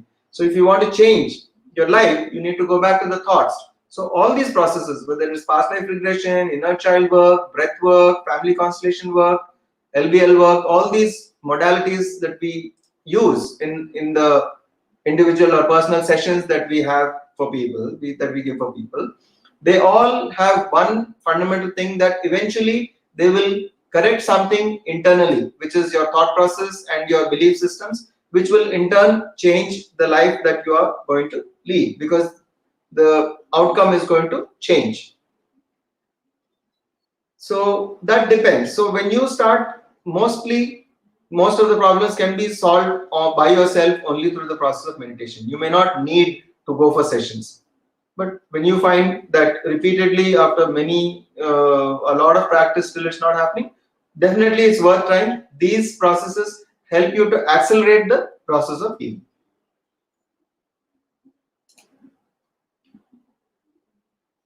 How do we come to know our soul contracts and with whom? We need to do something called an LBL regression, or a life between lives regression. But like I said before, sometimes you may get this information spontaneously in your meditations also. Then you can recognize the different members of the soul contract and also what roles they are playing in this lifetime, and you will also know your role and the roles of the other souls.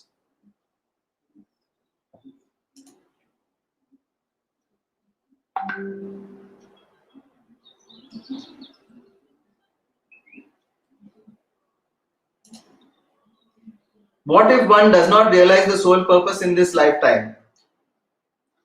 Yes, that is unfortunately something that does happen, that there is a possibility that they don't realize their soul purpose, so they just live by default. They just live an unaware existence, so to speak.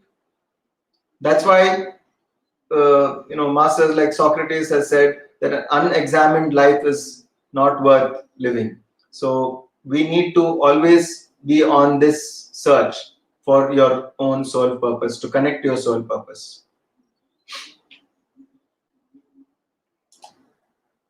So can we get appointment for personal PLR session when we come for soul coach training? When you come for soul coach training, during those days, it's very intense program for 10 days. During those 10 days, it's not possible there's no time also for any participant to go out and have sessions at that time. They would be completely at the campus for 10 days, and only after that, anything can be taken up. So it could be either before or after with prior appointment. At Hyderabad, we do the regression work, past life regression, and many other modalities like inner child work, family constellation work, LBL, and this thing, breath mastery work. With all these different modalities, the personal sessions are given, and the appointments can be taken for that beforehand.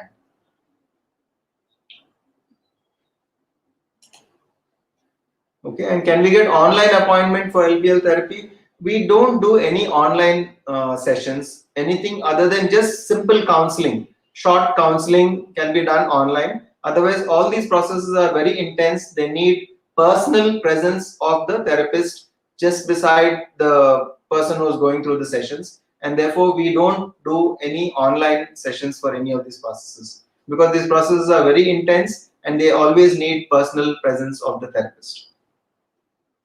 So we can, however, do simple counselings, like give you some basic guidance, short information, and maybe even simple guided meditations, like how we do these meditation classes, which are mainly touching upon not going into traumatic past life memories or anything like that. That is fine.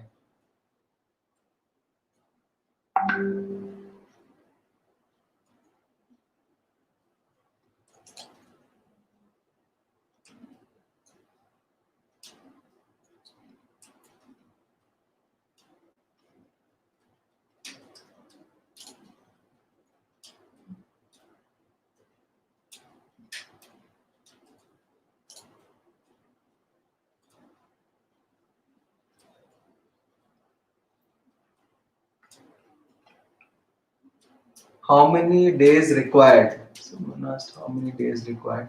Yes. How many sessions? That depends, varies from person to person and also based on the nature of the problem. Sometimes it would be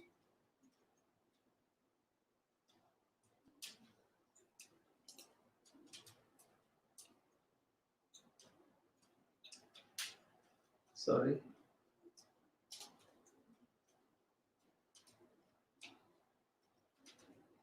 Yeah. So someone asked how many days required. So it varies from person to person. Usually, anywhere between 3 to 5 sessions is the average that it takes to resolve some of the issues that the person is coming for regression work or any of the processes. One should be mentally prepared for anywhere between 3 to 5 sessions. That's based on the statistical average that we have experienced over the past 15 years of more than 15 years of doing this work. We have found that that is the normal average. So sometimes a person can resolve even in 2 sessions, and sometimes they may take more than 5, but 3 to 5 is the average, normal average. So, and it's not necessary that usually for people coming from out of station, we try to give them continuous, like for 3 or 4 days at a stretch. Otherwise, it may be, we may also have to give a gap, or they may take 2 sessions and then go back, and then after a month come back and take some more sessions. So that is possible.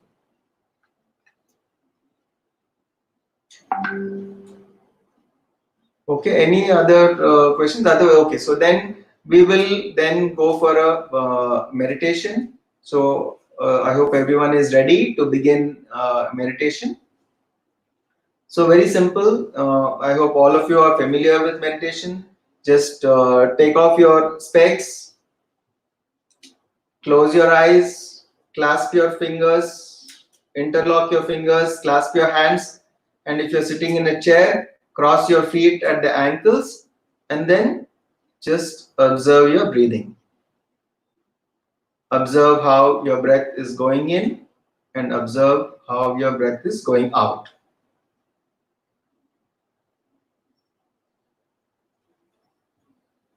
At this point of time, you have nothing to do, nowhere to go, nothing to think, nothing to say, nothing to feel. Just the only thing that you need to do is to observe how your breath is going in and how it's going out.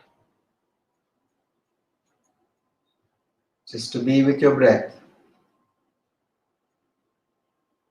If you get any thoughts, just say to yourself that at this point of time, my only work is to observe my breath, is to watch how it's coming in and how it's going out.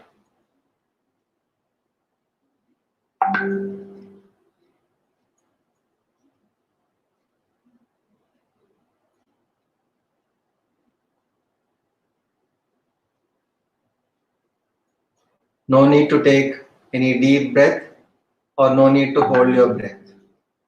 Just follow your natural, easy, effortless, simple, peaceful, tranquil, calm breath.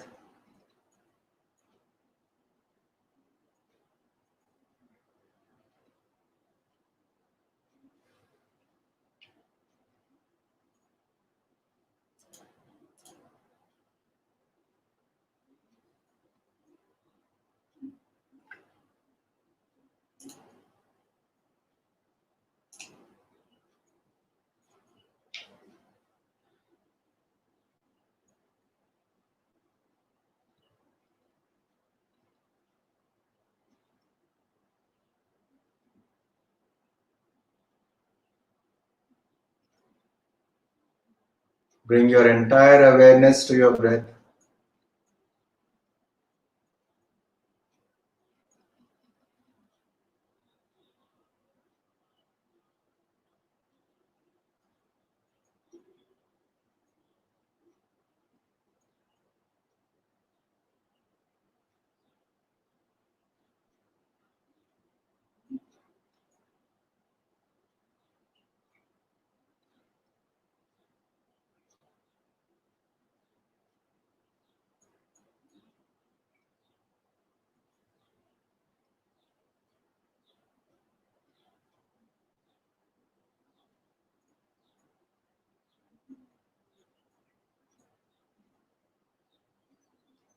Let the thoughts come and go. Just detach yourself from the thoughts.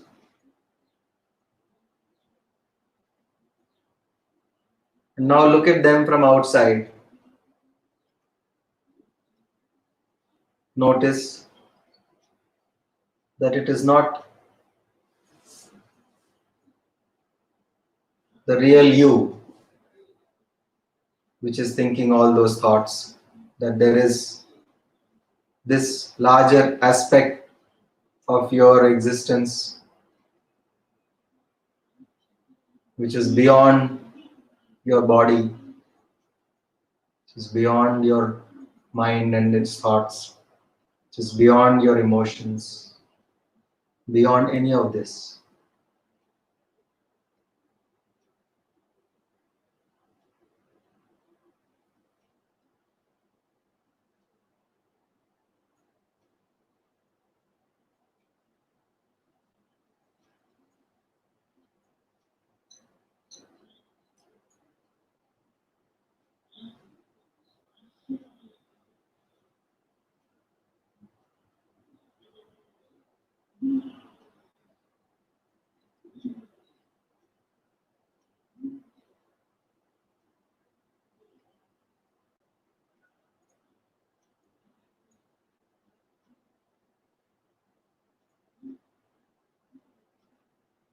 Let your awareness, your higher awareness, which knows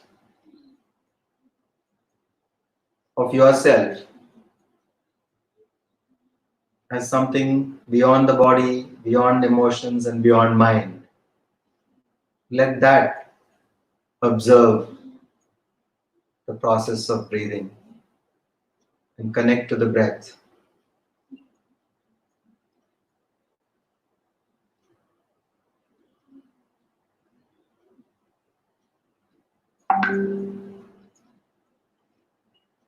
This takes you into that inner journey,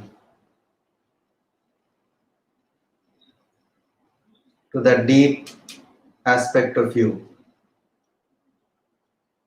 to that part of you which connects you to the whole of existence,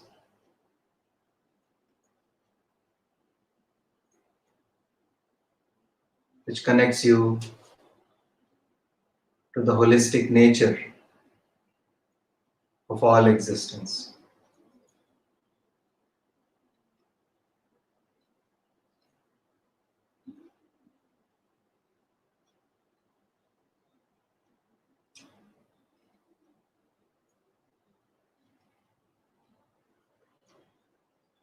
When you realize that you are not just one tiny aspect of your whole existence, but you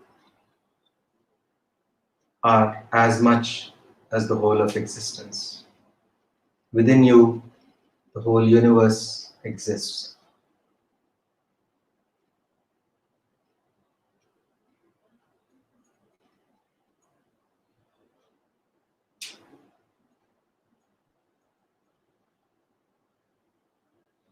Now try to visualize your soul coming out from the infinite soul,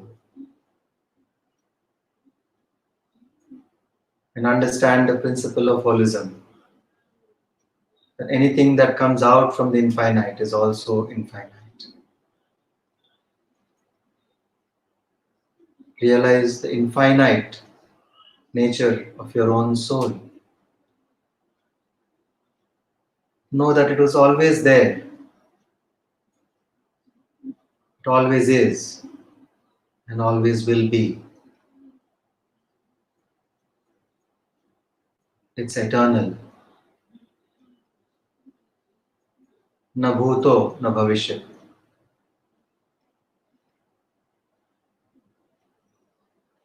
It is omnipresent.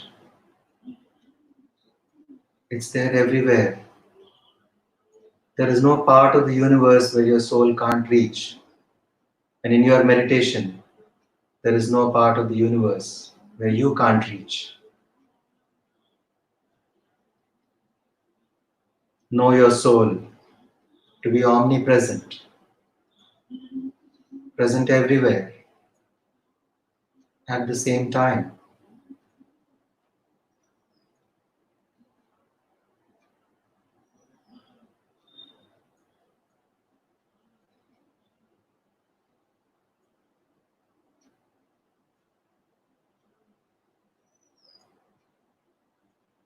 And through your breath awareness, know that it is your breath that connects you to the true essence of your soul, and through that connects you to the whole universe, of which your soul is a part.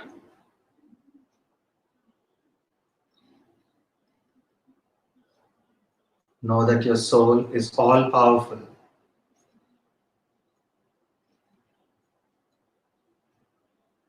It has the same potential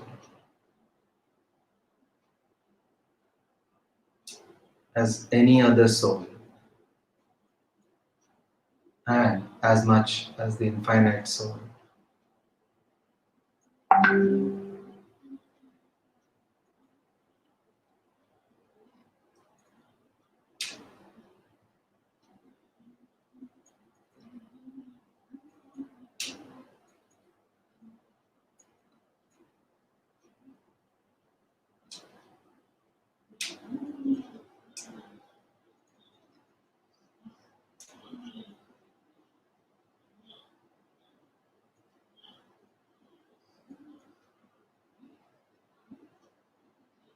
Just connect to those many dimensions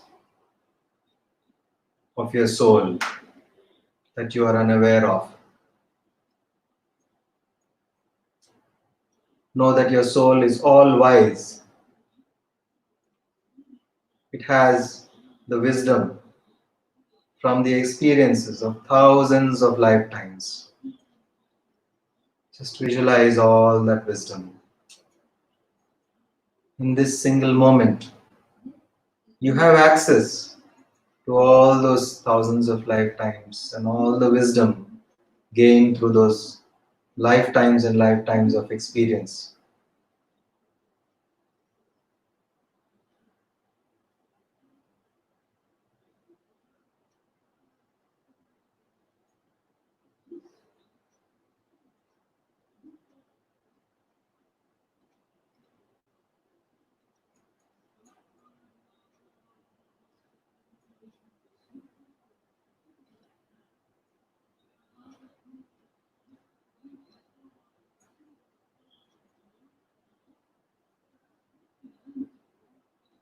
There are many more aspects. You just connected to a few. Your eternal existence,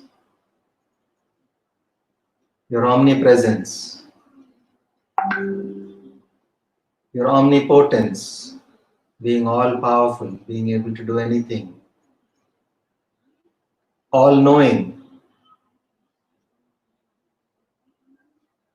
These are just some of the aspects of the holistic nature of your soul.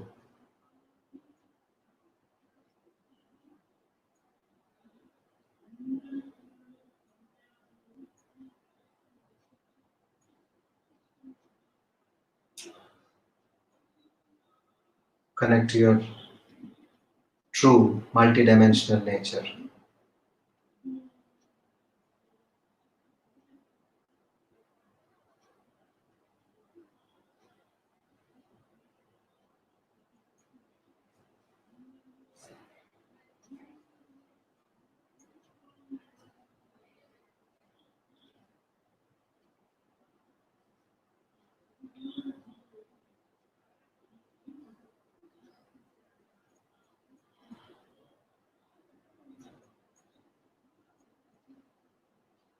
Now visualize your consciousness and awareness expanding, expanding and expanding. Now spreading throughout your body.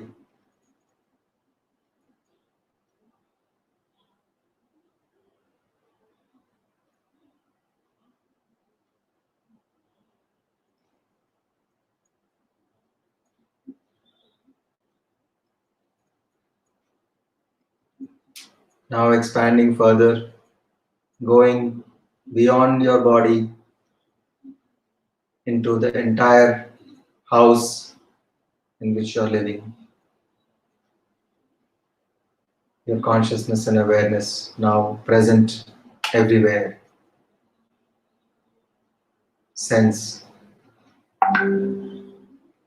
your presence in the entire house. Now allow it to expand further.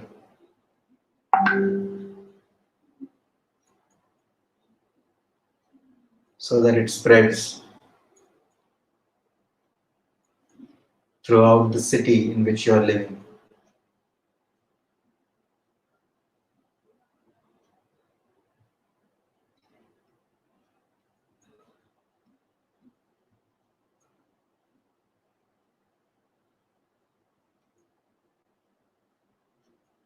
And as it spreads throughout the city in which you are living, become aware of every other soul living in that same city. Visualize your consciousness merging with the consciousness of every other individual in that city. And now, just visualize your consciousness becoming even larger, covering the whole country in which you live, and how your consciousness is merging with the consciousness of every other soul in the country.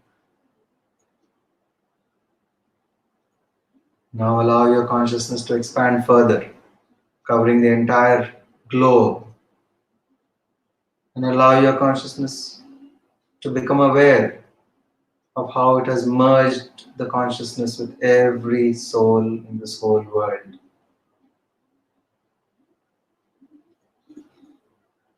Notice how you're interconnected. It's like there is no difference at all. Like you're a single drop, but you're a drop that has joined the ocean. And although you know yourself as you're still part of this vast ocean of consciousness of all the souls on earth.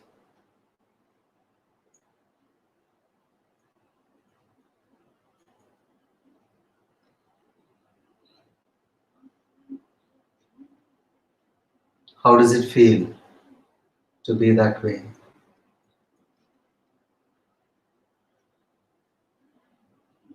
How does it feel to notice that flow of consciousness, the intermingling of consciousness and energy between all these souls? How does it feel to notice that the essence of all these souls is just the same? It's energy, consciousness, and wisdom.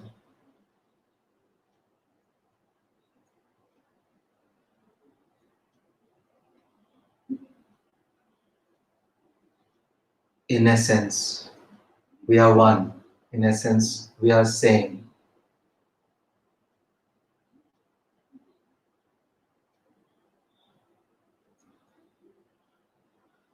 Every other difference that we notice is only external and temporary. But eternally, there is no difference.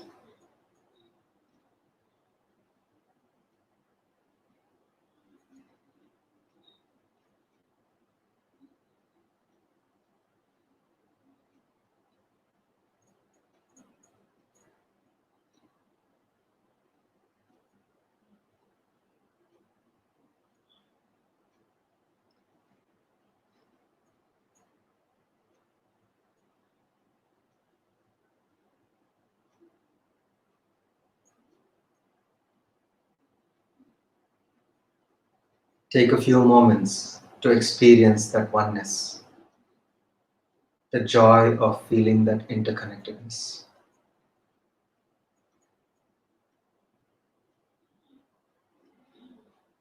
Feel the sameness.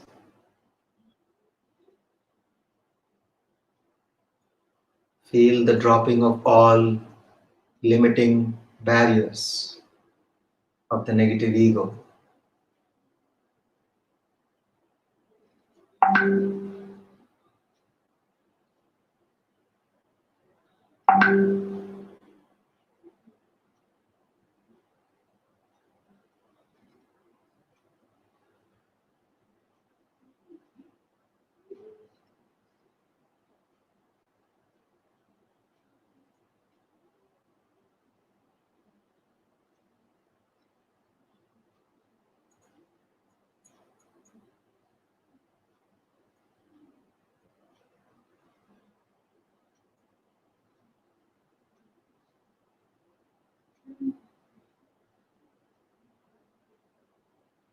And now slowly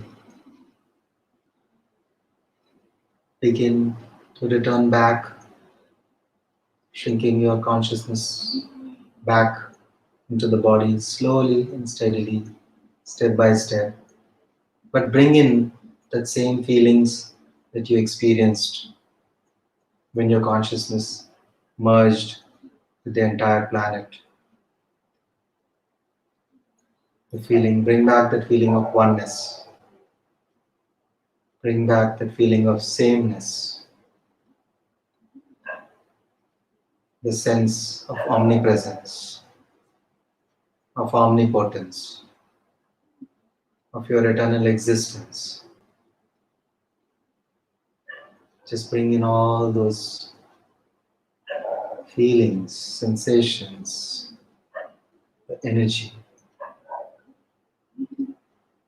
the awareness, the understanding, the wisdom. Just bring all of that back to the here and now, into this present moment.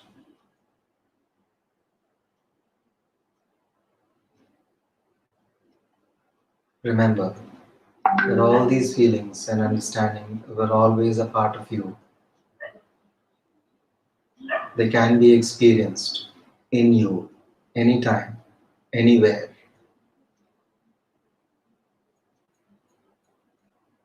Because that's the essence of who you are. That is what you are at the very core. That is your essence. That is the true nature of your reality. That is the true nature of your existence.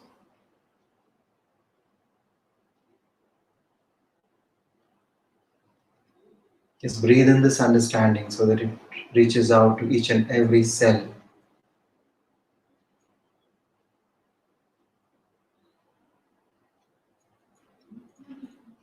Let it permeate your body, each and every cell of your body. Let it permeate all your emotions. Let it flow through all your thoughts. So that every thought that is launched comes from this foundation of understanding who you truly are.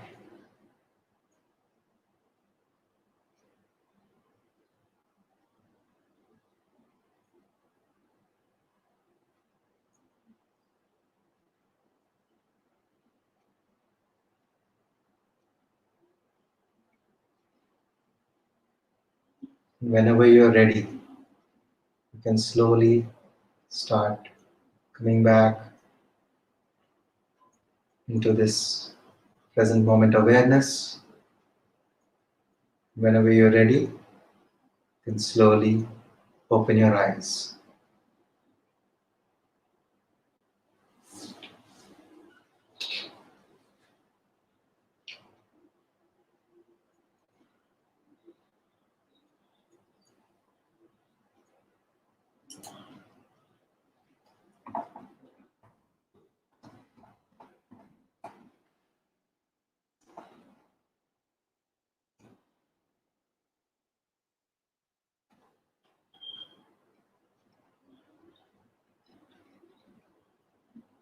Welcome back, friends.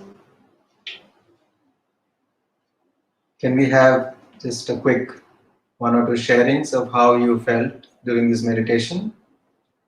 And then after that, I would like to show you a few interesting videos about Quantum Life University and tell you something about the Soul Coach training program and other programs that we are conducting at the Quantum Life University campus at Vikarabad.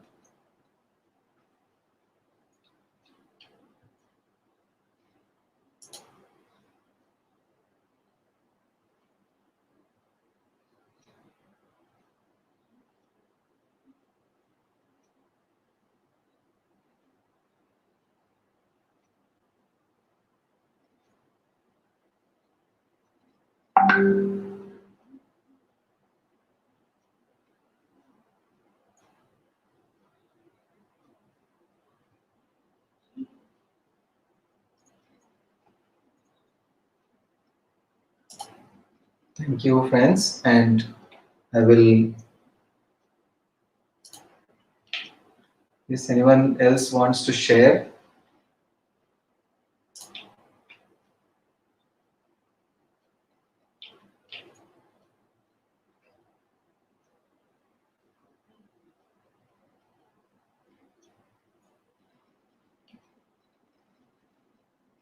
or does anyone have any other questions?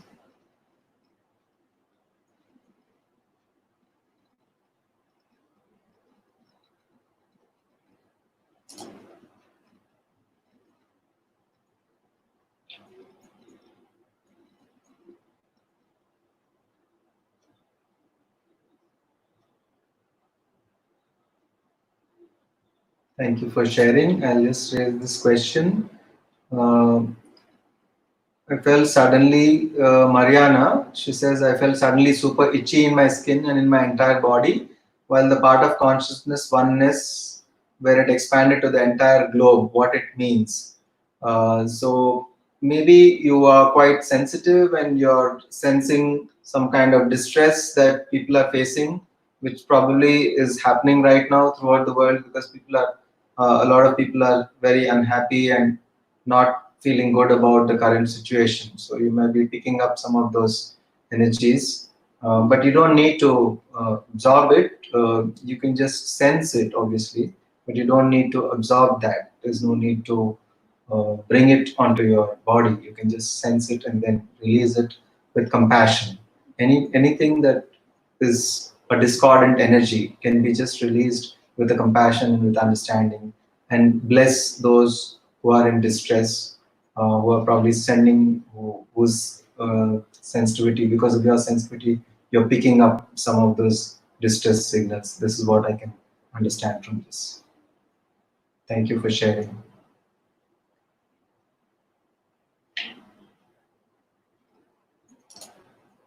Yes, good question. When you guide to expand consciousness, what exactly has to be done? See, when you are normally aware, your awareness is mostly within your body, because we are not used to thinking of ourselves as having an existence beyond the body. Okay, so in the meditation, because you are going beyond body, beyond mind, beyond emotions, you have to begin to feel that your awareness has gone beyond the limits of your body. And then you have to just go on feeling that your awareness is going beyond that. As if right now, if my awareness has gone to beyond this whole globe, then I should be able to sense as if I am part of the entire globe at every part of the globe. So that is how it is. So it comes with just a little bit of practice. As you keep doing it, you will be able to connect to it very powerfully, as many people can do that very easily. And you can sense your presence everywhere, and you can actually feel your consciousness growing bigger and your awareness growing bigger. That's what you need to do when you expand your consciousness.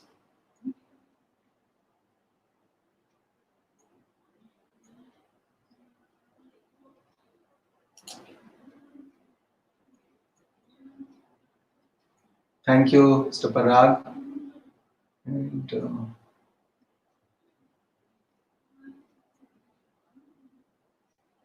yes, so now I will show you.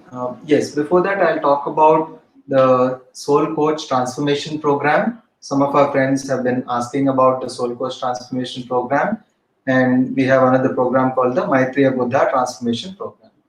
The Soul Coach Transformation Program, for this year, already we have had the first semester for the Telugu session as well as the English session. And the second semesters are going to be held in November and December. So registration for the 2020 batch of Soul Coach Transformation Program is not possible.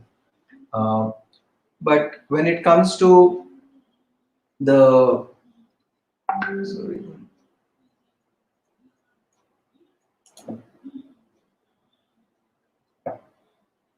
okay, so now the Soul Coach Transformation Program. So in the 2021 batch, we are going to have again English 20 days and Telugu 20 days. Each Soul Coach program is for 20 days, but it is split into 2 semesters of 10 days each. So the registrations are going to start in another 1 week's time, because right now the forms are ready and they have to be uploaded online. There have been delays because of this lockdown.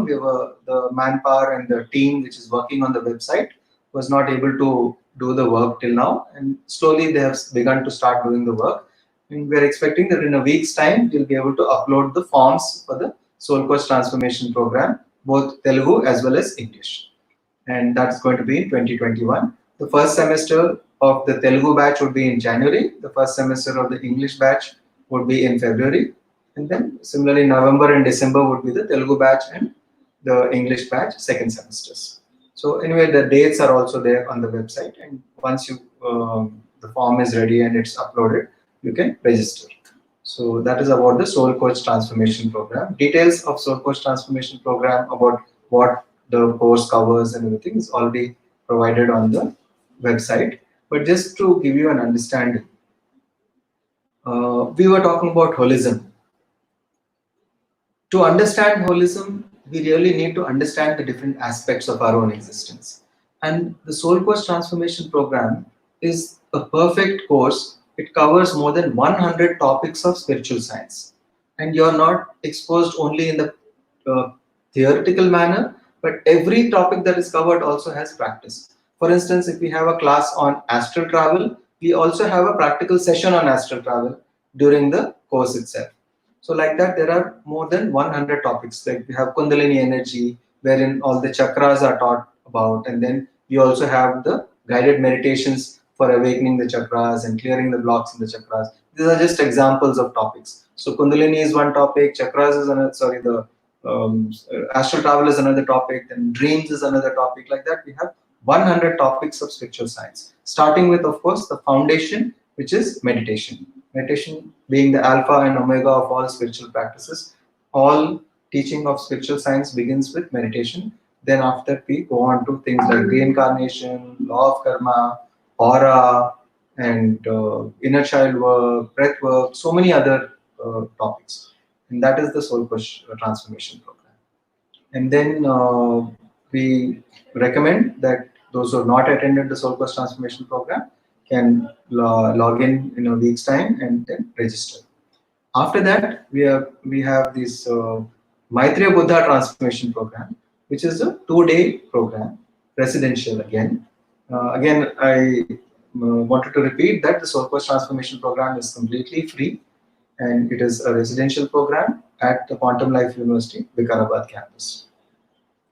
So it begins the journey of transformation from you and thinking of yourself as just a physical, material being to a multidimensional, holistic being, and a multidimensional about your own multidimensional existence. It will begin to open you up to your own spiritual nature and the non-physical nature of your own existence. So that is Soul Coach Transformation Program.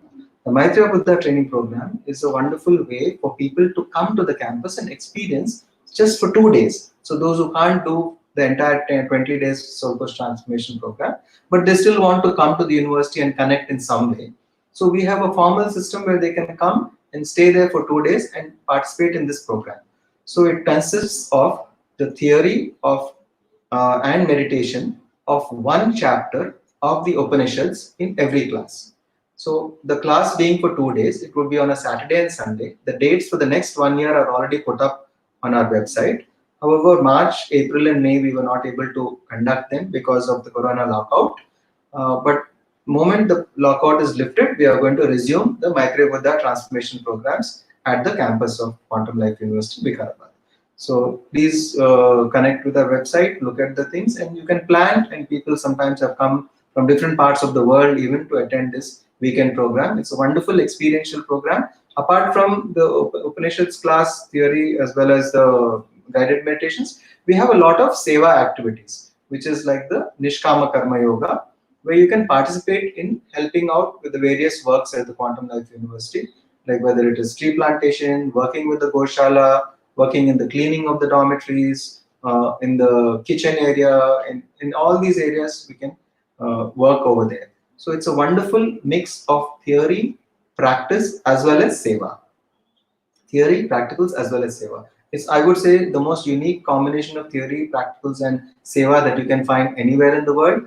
A very highly recommended thing, and people have amazing experiences when they come to attend this Soul Coach Transformation Program. And again, that is completely free. You come on a Saturday morning and leave on Sunday evening, and during the entire time, all the food and accommodation is provided completely free of cost. So thank you very much to hear about the Soul Coach Transformation Program and the Micro Buddha Training Program. And now I'd like to show you two short videos about Quantum Life University, and one more about the one short video about the Quantum Life University, and another short video about the wonderful project that we are taking up. It is called the Sahasrara Pyramid, which we are going to show, which I'm going to show right now. So stay tuned, friends. Just hold on for a second while I bring you that video.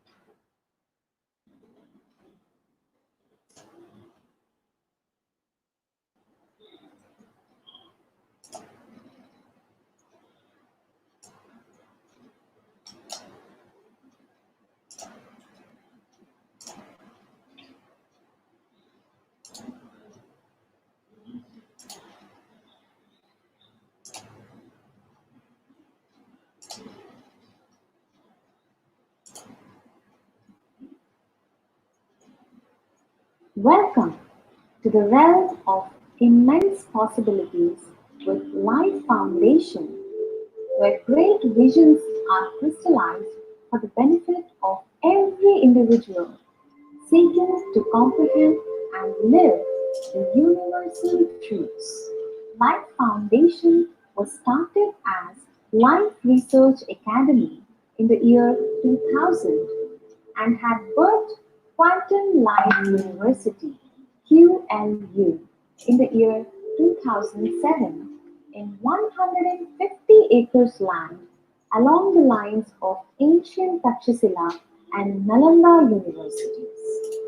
Dr. Newton is the founder and chairman of Life Foundation. Dr. Lakshmi is the co-founder, and Rajashekhar and Sridevi are the founding trustees.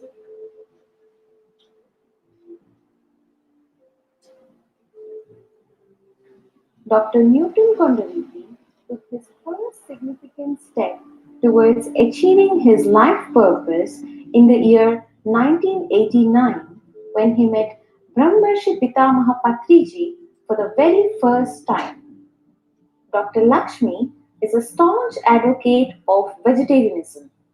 Together, they traveled to more than 120 countries and touched the lives of hundreds of thousands of people by teaching meditation, conducting self-empowerment workshops, training facilitators in comprehensive holistic therapeutic processes, and promoting vegetarianism.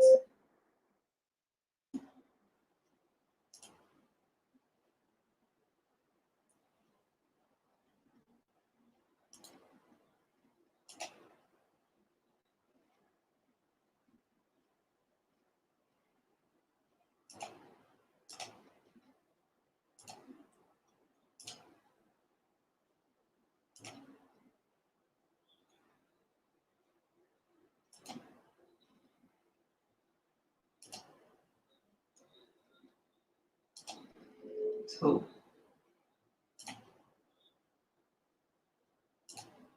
okay, now I'm going to show you one more, which is about the Sahasrara Pyramid project that we are bringing about now, which we have commenced that project.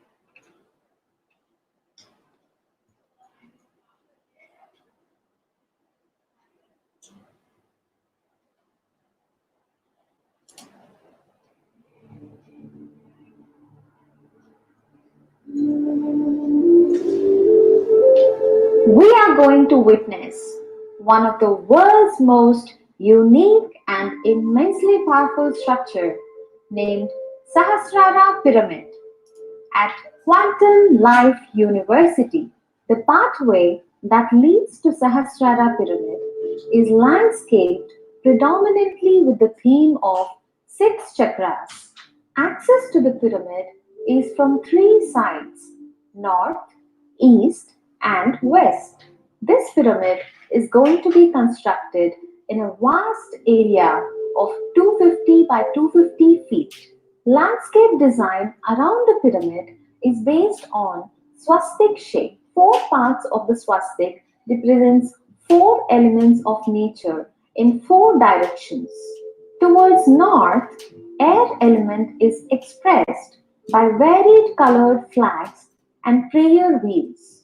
The non-restricted movement of public in this zone also speaks for movement of air, whereas other three zones are restricted from public entry. Towards east, earth element is shown through herbal garden.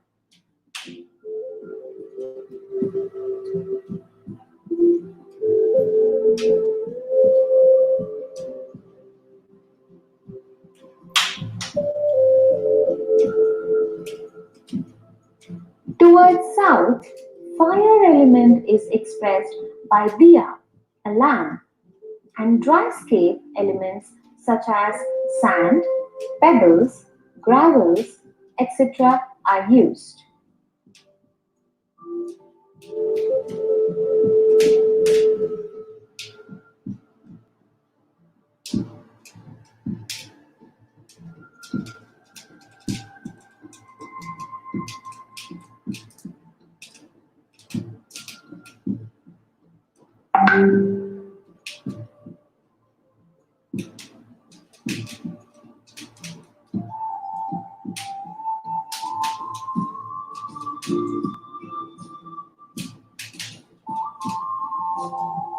Towards west, water element is represented by spring fountains.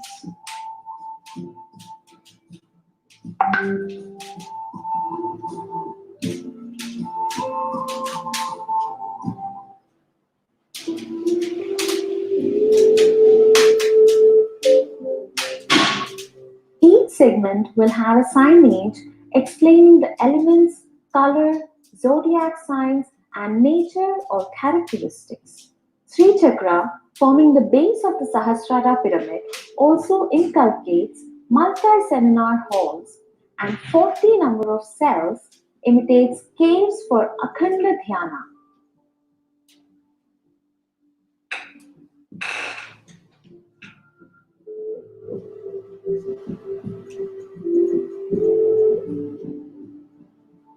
Terrace of the same is landscaped with sacred geometry patterns.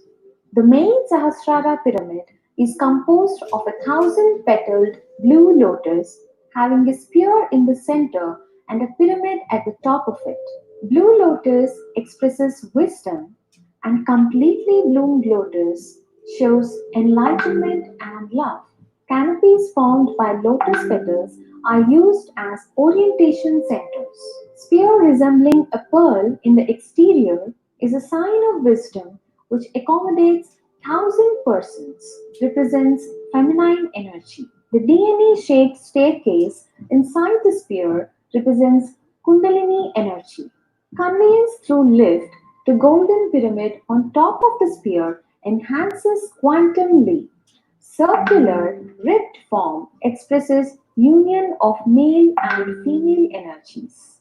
The golden pyramid, holding 1,000 people at a time, represents masculine energy. 72,000 crystals placed in this pyramid represents 72,000 nadis. Purple crystals at the apex of the Sahasrara pyramid represent highest statue of enlightenment. Join us in manifesting this spiritually enlightening temple of wisdom at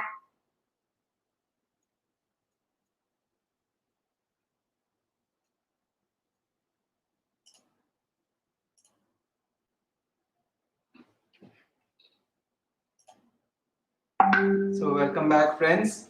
Thank you for viewing this, and just open to a few more questions before we can close for the day. And thank you for staying with us throughout this presentation.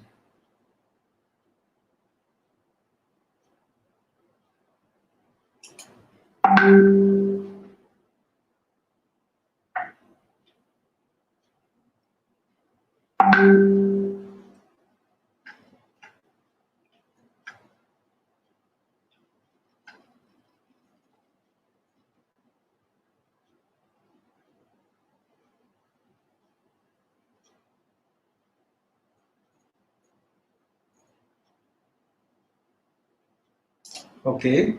Mr. Parag is asking, what is Maitreya Buddha program, and for Soul Coach, what is the prerequisite? Like I explained, Maitreya Buddha program is about being of coming there for a weekend, and the program dates are already announced. It's there in our website.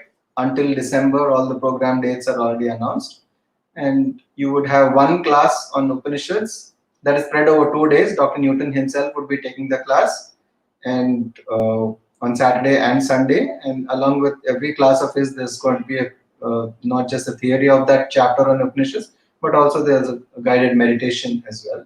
And apart from that, the rest of the time would be spent in the getting to interact with involved in the seva activities at the campus.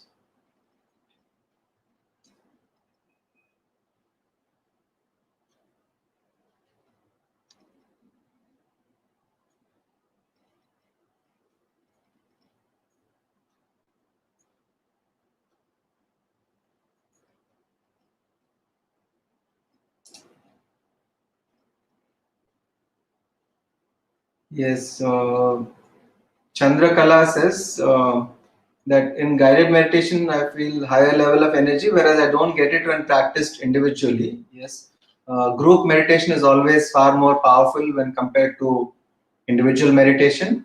Well, although it's not possible on an everyday basis to do group meditation, one must try to do group meditation quite frequently, at least maybe a weekly once. So if you have some satsang or some regular place where people can get together and meditate weekly once, that would really be helpful because it gives you that extra boost in your energy levels, and you would begin to get experiences which sometimes you don't get when you do individual meditation.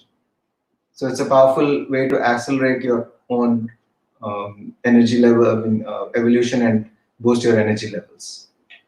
Thank you for sharing. Later, someone was asking about the Soul Coach Transformation Program and Maitreya Buddha Transformation Programs. What are the costs? Both are free programs, but we would just like to make it clear that there are three types of accommodation. One is the free dormitory, then you have a paid dormitory, and then you have triple sharing rooms. So the paid dormitory and triple sharing room accommodation is chargeable. There are some nominal charges which are charged for that, but the free dormitory accommodation, food, everything is completely free of cost for the Soul Coach Transformation Program. There is a small caution deposit that one has to pay when they register. I think it's about 5,000 rupees. When you check the form, it will be seen in that. And that caution deposit will be refunded once you completely attend the both the semesters of the program. So this is just being done as a precautionary measure, because sometimes in the past we've seen that people register because it's a completely free program, and when then we close the registrations based on certain number because we have only a limited capacity, and after that when they don't turn up, it's a very big disservice to so many people whom we had to reject because of the fact that the program is already full, and then those who actually booked, some of them don't turn up. So this is not fair to the people who are actually really had so much of interest, but we had to deny the seats to them because of the fact that the thing showed full. And to prevent that from happening, we are putting this as a deterrent so that there is a deposit. And in case they register like that and then they still don't turn up, then they will lose that caution deposit. So that is how we have done it, so that it will reduce the number of people who just register and then don't turn up at all. So thank you, friends. Thank you, Namaste. Thank you for coming for attending this class. And please stay tuned to our channel, our YouTube channel, as well as Facebook, and for all the updates and notifications of all the wonderful classes that we will be bringing online from time to time from Dr. Newton, Dr. Lakshmi, and other Acharyas of the Quantum Life University. Thank you and goodbye.